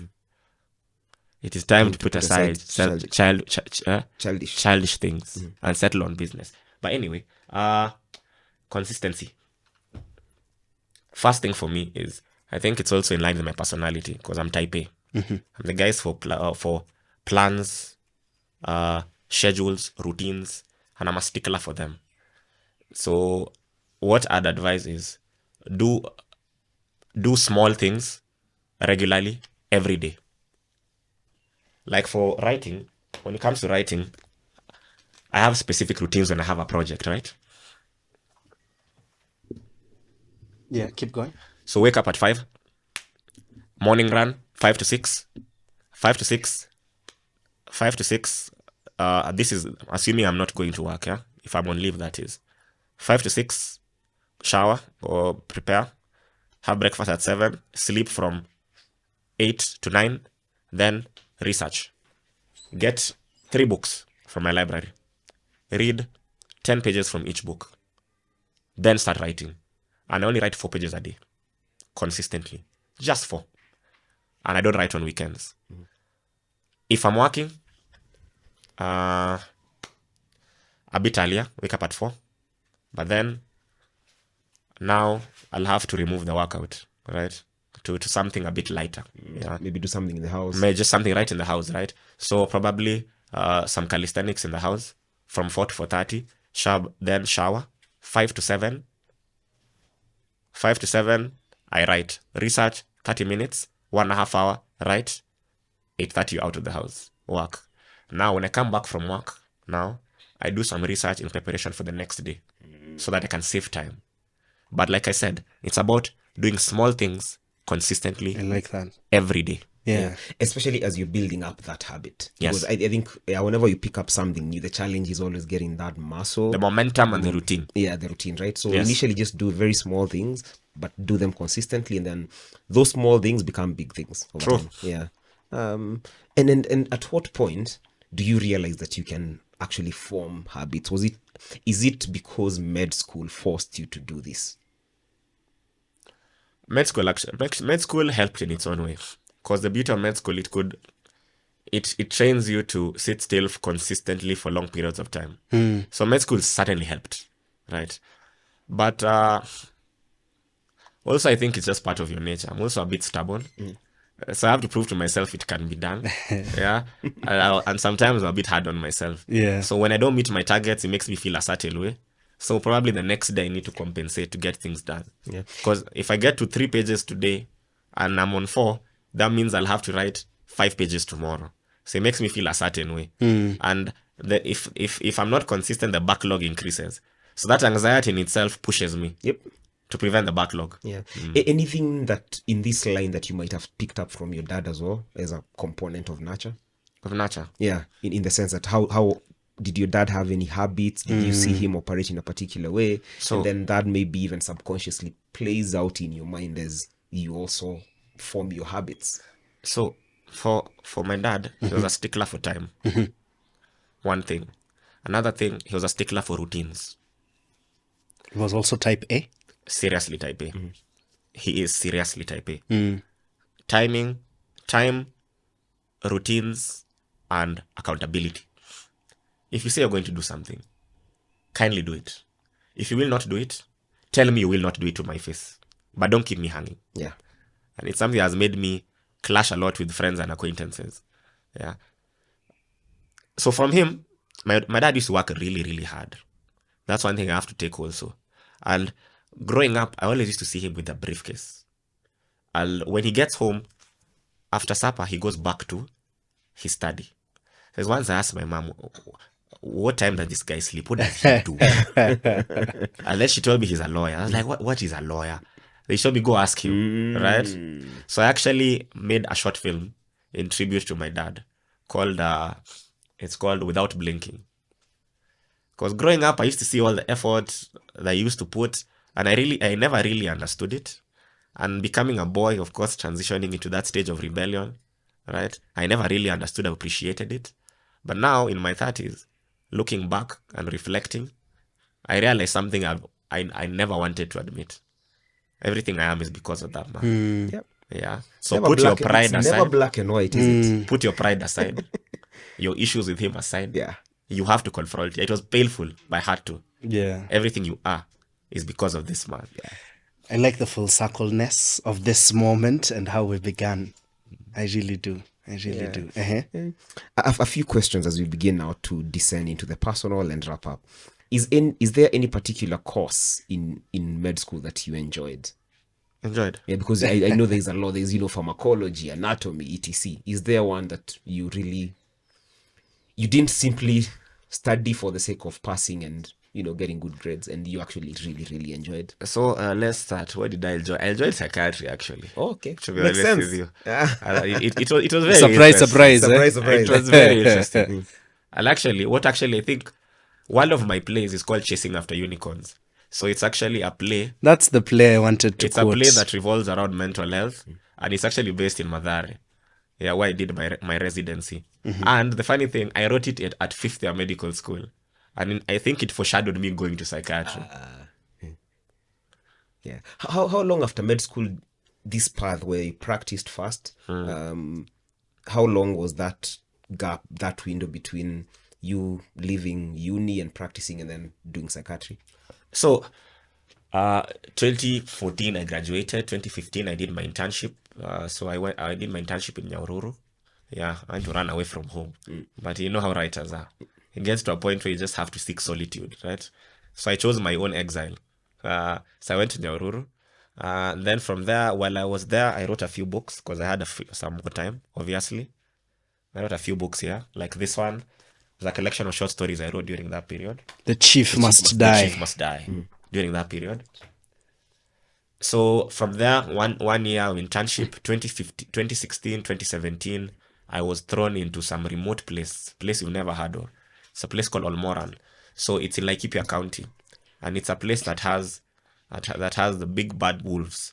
It has the bandits, the cattle rustlers, yeah. Places where guys just walk with guns in the open. It's a crazy place, right? So when I was posted there, I was actually the first doctor to be ever taken there, because everyone who was posted there before refused the appointment. Because when you Google this place, you see ethnic clashes, cattle raiders kill 8 people.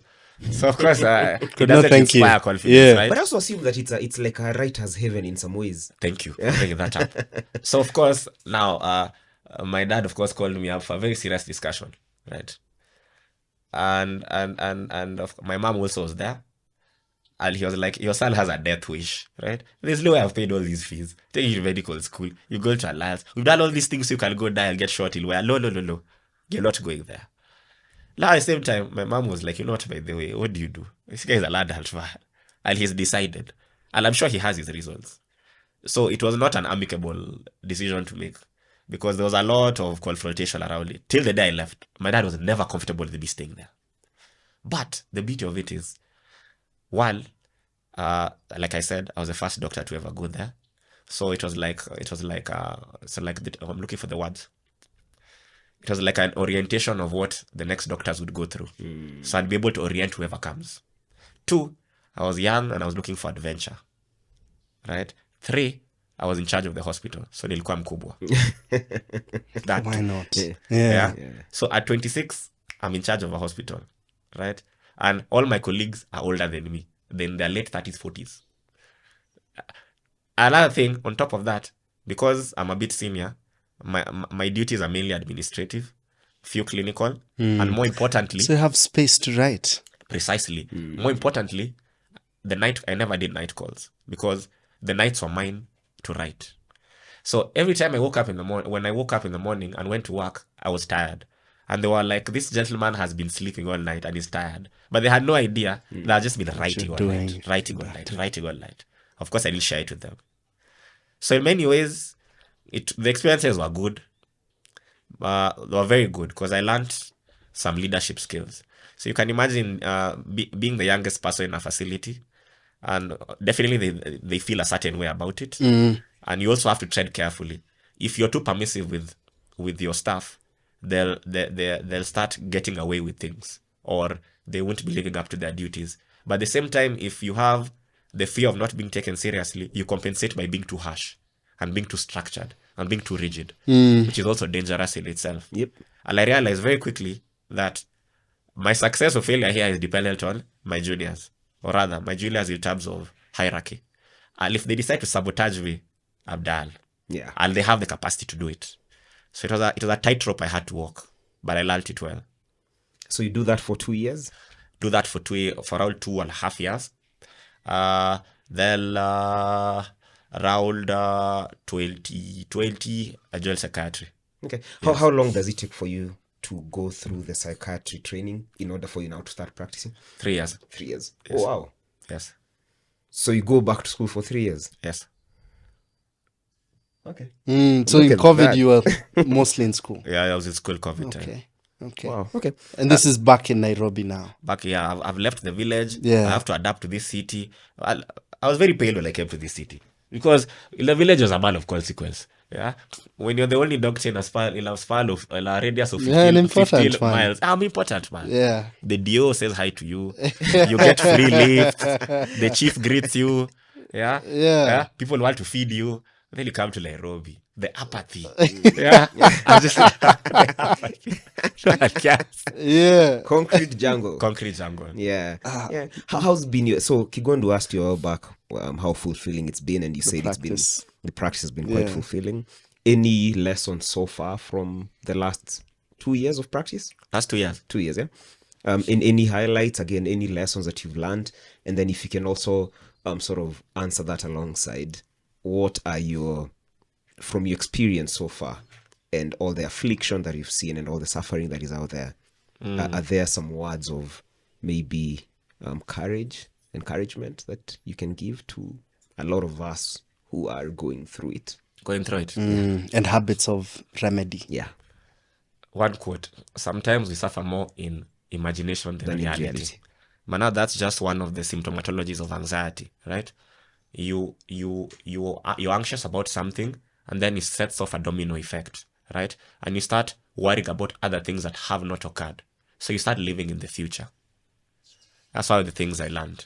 But if you actually face the core issue, you might realize it's not as bad as you think it is. Yeah. There's also another quote. If it goes well, it's okay. If it doesn't go well, it will still be okay. Yeah. So either if the scenario does not pan out as you expected, Still fine. probably it will be probably painful, but you can endure it. You endure it. It won't be the end of you. Yeah. So I try to apply a lot of Zen and Stoic principles with my patients. How do you go from, because as people who are in that space as well, mind space rather, one of the challenges really that has to be surmounted is going from the theoretical knowledge. So take that quote for instance, and we love quotes here. Quotes is our thing. You suffer a lot more in your imagination than in reality. So theoretically, you talk to any smart person and I say, okay, you know that you suffer a lot in your imagination than in reality. They'll say, yes, of course I know that, right? But what's the translation to daily life? Daily life. Even for myself, for a long time, the leap between understanding that theoretically and actually applying it, or finding ways of integrating into my life so that I'm not feeling that anxiety, or I'm decreasing the rate at which I'm feeling that anxiety, that leap was quite significant. I don't know if there are ways from your experience that you found to sort of cover that ground between the theory and the actual application on a day-to-day. So usually what I've learned is this, right? When a patient comes in, there are a ball of nerves, right? So first of all, you have to create rapport, definitely. After you create rapport, now you have to let them rather verbalize what they're going through. And it's usually helpful not to interrupt them while they do it. But while you let them verbalize, they can tell you 10 different things going on in their lives. But I realized early on in practice, most times there are 3 core issues that are on their mind, primary. Then everything snowballs from there. this. Yeah. So for me, mine is to try and narrow focus. Yeah. Because I'm like a guided missile. I have 30 minutes with you, and I have to make sure these 30 minutes are as productive as possible. And I have to make sure that I have gone to the core of your issue and given you solutions. So everything you say, I sift to 3 core things, right? And then in these 3 core things, we try look for possible solutions for them, For this. right? Yeah. And I make it very clear, there are no quick fixes here, right? However, these are the 3 things that are causing the other 12 things. So we work through one by one by one. And I do what I do best. I paint scenarios that you're going to work through during therapy. And I always tell my patients there are no immediate answers. And more importantly, I do not want you to make emotional decisions. Yeah. Your husband forgot Valentine's Day gift. Okay, I know. He's a horrible human being for now. However, before you act, can you just take a breather? Is it really about him forgetting the gift? Or there's something else that you're projecting? So in reality, she's projecting his substance abuse issue. And she's using the Valentine gift to find a way to externalize her frustration. So it's not about what she's doing. It's about the core instinct driving it. Like I said, there are 12 things going on in your mind, revolving. But what are the 3 main things it is stemming from? Okay. Shift to those. Fantastic. Fantastic. I noted not too long ago the beauty of how we opened and where we found ourselves not too long ago. And so I appreciate the journey we've taken. I hope you've noticed we haven't gone as deeply into the books. Yeah, it's because everything else around you is so fascinating such that we are curious about the books anyway. Yeah. So where can we find the books? So the books are available at Nuria Bookstore. Oh yeah, Very good friends of the podcast. That's We've what's had up. Bula here, Okay. and we have I think Yeah, a if you couple look of through our people. show notes, there's a lot of Nuria links in there. yes sir. Yeah. So all of them at Nuria. All of them are Nuria. All of them at Nuria. Fantastic. Number 2 is I'll bring it to your childhood. You guys stealing the books. Kindly. Yeah. Borrowing without his knowledge. So borrowing without knowledge, no. is that out of curiosity for what is in the books? Ama is that the thrill of borrowing without their knowledge? Which of the two? Is it the thrill? What a question. And I think it began with a book called Exodus by Leon Uris. So Exodus is a fictional novel that captures the journey of disenfranchised Jews after World War II and the purging by the Nazis, right? The concentration camps. Yeah. And their fight for a Jewish nation. Of course, my mom is also religious. And so with allusions to the Bible and all those things, we decided to branch forth into the fictional world. So my sister, Sarah, the firstborn, read the book, gave it to Patience. Patience read it, gave it to my brother Paul. Paul read it, gave it to Yvonne. Yvonne read it, gave it to me, right? And we started realizing, wow, there is a whole wide world out there, right in my dad's library, right? So it was stemmed in 2 ways. One, the part of being able to get away with a crime. And 2, all the knowledge in there So the that is thrill. waiting for us. Yeah. So I think it's a combination of both. Yeah. I'd hypothesize duality. that even as your dad sort of, I wouldn't say feigned, but actually came out as angry, and who even called these family meetings to lash at you for doing whatever you're doing. I was called a criminal. You're called a criminal, but I feel like deep down, Probably proud. he was actually happy.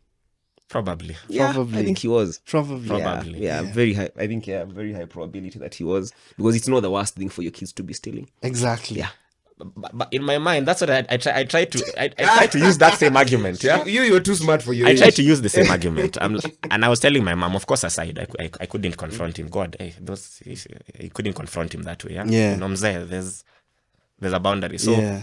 I was venting with my mom. Surely there was things I could be stealing. Yeah. I know I should have borrowed it, but there was things I could have done. I agree. Yeah. 2 questions. What's your favorite war story? Yeah, from the Alexanders to the Nazis. And 2, really weird pairing these questions up. What words come to your mind and heart describing your mom and that relationship? Yeah. Now these are sort of closing questions. I guess you figure. Repeat the second one. The second one. The war story is one. I know. What Second words come to mind when you think of your mom?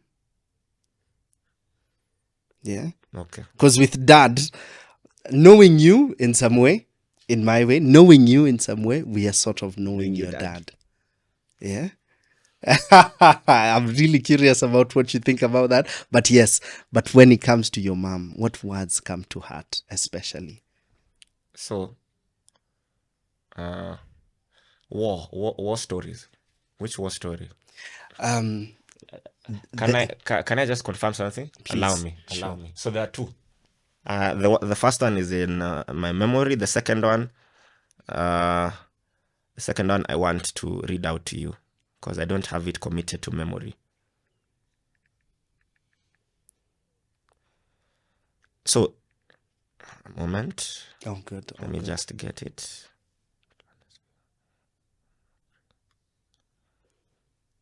Hope I have it here. Do you have a sponsor for today's show? We should, right? We jump in? Yeah, this episode is brought to you by Fantastic. Funky Science. Go for it. Funky Science are a science company, organization / education that makes science fun for kids. So you can find them out there where they're doing like these fantastic experiments for kids to show them that science can be done in fun ways using material that can be found in your house on a day-to-day basis. They also have a Funky science kits that you can purchase for your kids, and this is in line with all curricula. What's the plural of curriculums? Curriculum? You probably got it. Curricula? Yeah, curricula. All curricula. 844. 844 is no longer there. Yeah. CBC, British, American, etc. Find everything about Funky Science at funkyscience.co.ke. They're very good friends of the podcast. Yes, So, I'll start with the first war story. please. So, I've had a fascination with Julius Caesar for a very long time, right? Very long time. And he's a man who decided to carve his own path in the image of Alexander the Great. And since Alexander had conquered most of the eastern part of the world, he decided to go west. In the opposite direction. The opposite direction, to leave his mark. So, a bit of history about Julius Caesar. So, Caesar had a wife called Julia, if I'm not wrong. And there was a despot in Rome by that time, a man who could kill you just for smiling, right? Those kind of tyrannical men, complete autocrat. And this man had demanded for Caesar's wife to visit him in private. But Caesar, as a young man, barely in his 20s, actually defied this man and told him, no, my wife is going nowhere. So while grown men are cowering, this boy is standing up to him. Now, as punishment, I think he was chartered out of Rome, where he ended up joining the navy, right? As punishment.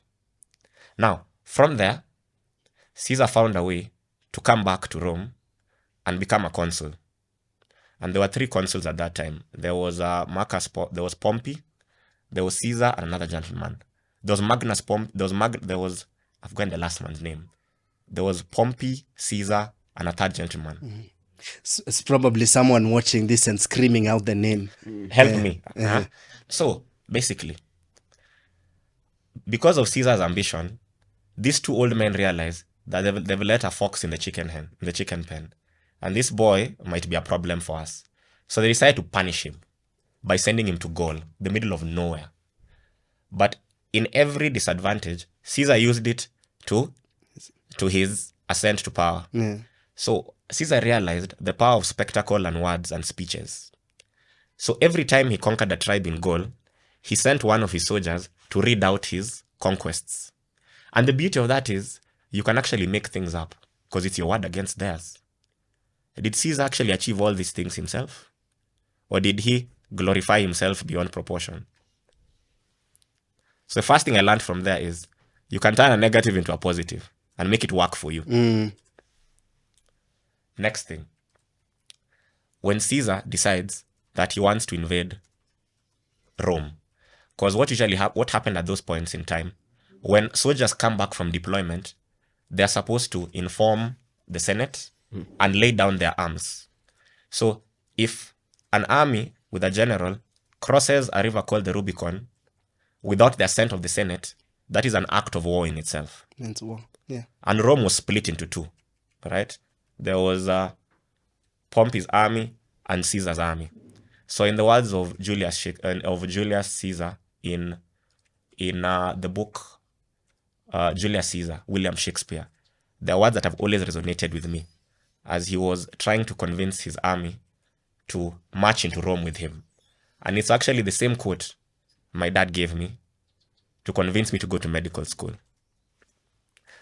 And I quote, "There are tides in the affairs of men. If taken at the float, lead to great fortunes. If ignored, lead to the shallows and miseries of their lives. And so, we must take the tide when it serves us." So my dad told me, "You may decide to rebel and do what you want, but I think this is the tide to your fortune. But if you don't take it now, it will linger in your memory forever." So every time I make a great decision, those words keep lingering in my mind. Is this a period of my life that I have to take at this float? And if not, what are the consequences? First one. The second one is based on World War I. I feel like World War I isn't something that is covered well enough. We focus so much on World War II, but World War I has so much history and so much depth. If you actually look things up, and I noticed something about the boys who fought World War I because they were boys. So most of the men who are in the British Army, for example, they faked their ages to be conscripted to fight because they felt shameful staying at home while men went off and died, right? If you've watched Peaky Blinders, right? Thomas Shelby is an embodiment of what the post-World War I man went through. So there are men who went through horrific trauma, and there are men who are brought back home and are not prepared to integrate back to normal life. That's why Thomas Shelby is so aggressive. That's why Thomas Shelby has so many defense mechanisms. That's why he has so many walls, because he has unresolved issues from that war. Now, another thing what people don't really take into account is the brutality of World War I. Yeah. Right? So machine gun fire was used for the first time in World War I, right? All these mines were used for the first time in World War I. Poison gas was used for the first time in World War I. The tunneling, the tunnelers in World War I. So Thomas Shelby was a fictional character who was a tunneler. He was a sergeant in the British Army. So tunnelers literally used to dig their way under battlefields so they can plant the explosive on the other front, and then they move back and detonate it. One of the most risky jobs by that time. So there's a poem by a gentleman. I think he fought in World War I. And it's a poem by Colonel John McCrow. And it's called In Flanders Fields. And when I read this poem, I think of all the men and women who've died in battlefields. Allow me to read it. Go for it. In Flanders fields, the poppies blow. Between the crosses, row on row. That mark our place, and in the sky, the larks still bravely sing and fly. Scarce heard amid the guns below, we are the dead, short days ago. We lived, felt dawn, saw sunset glow, loved and were loved, and now we lie in Flanders field. Take up our quarrel with the foe, to you, from failing hands, we throw. The torch be yours to hold it high. If ye break faith with us, who die, we shall not weep, though poppies grow in Flanders field. In Flanders fields. Flanders field. I think this is a strong way to call it an episode, bro. Yeah, but he has one more question Right. to answer. Yes, we're jumping into Your that. mom.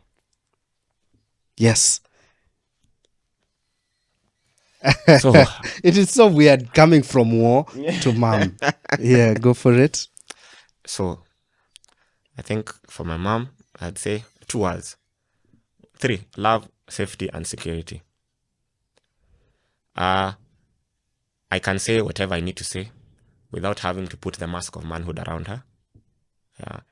And even if we disagree, I know that she'll never feel less for me than she does. And with her, I'll always find a home. Yes.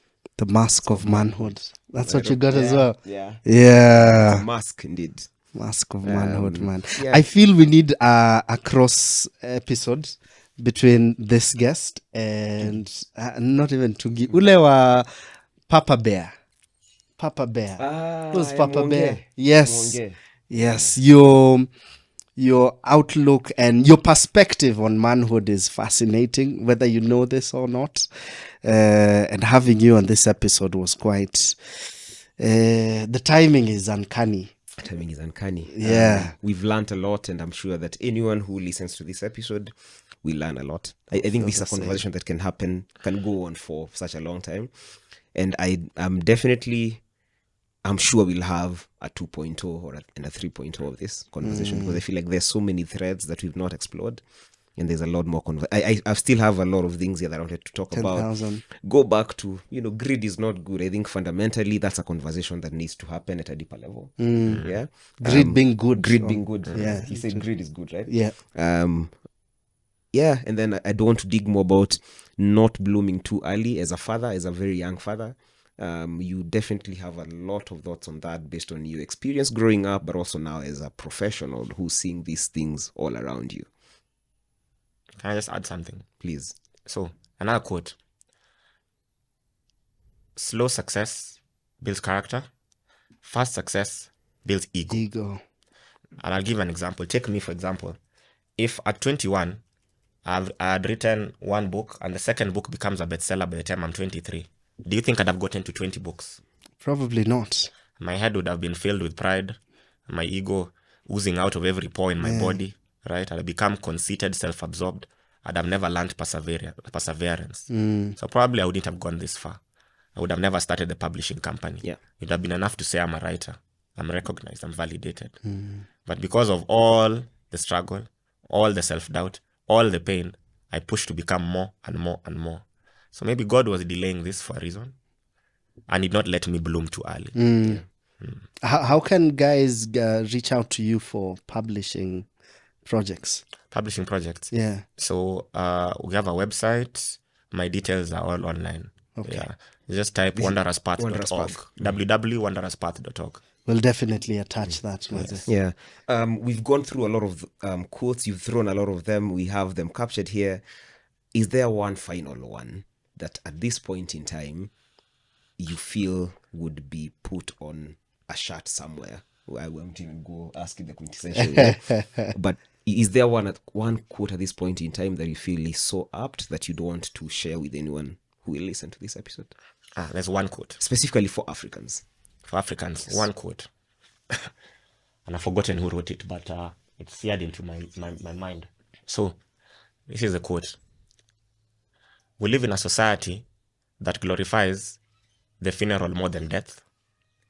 A society that glorifies the wedding more than love. A society that is more interested in the physical than the intellectual. A society that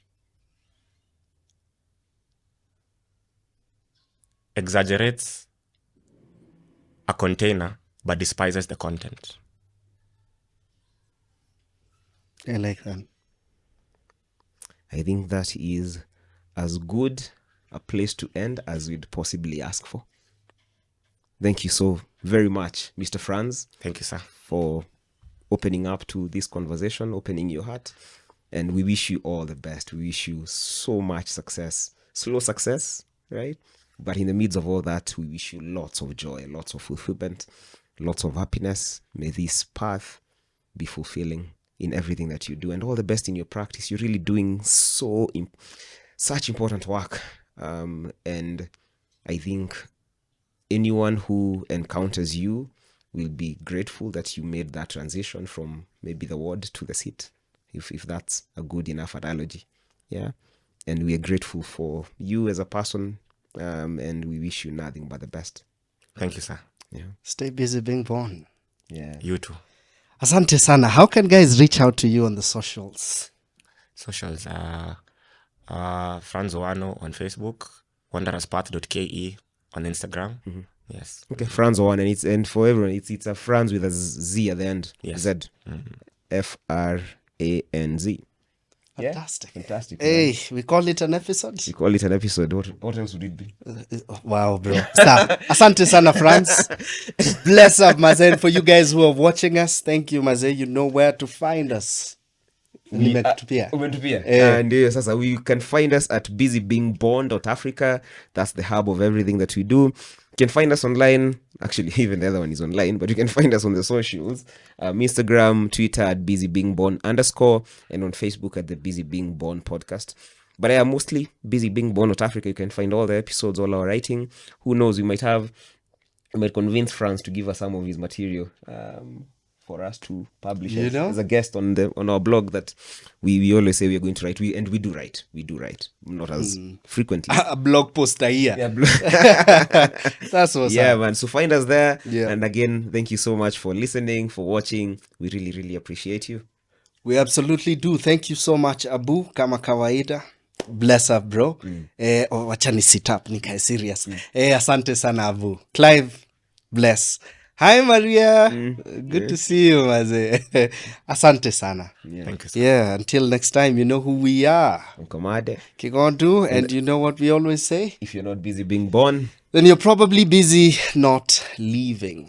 peace Deuces. in the Middle East.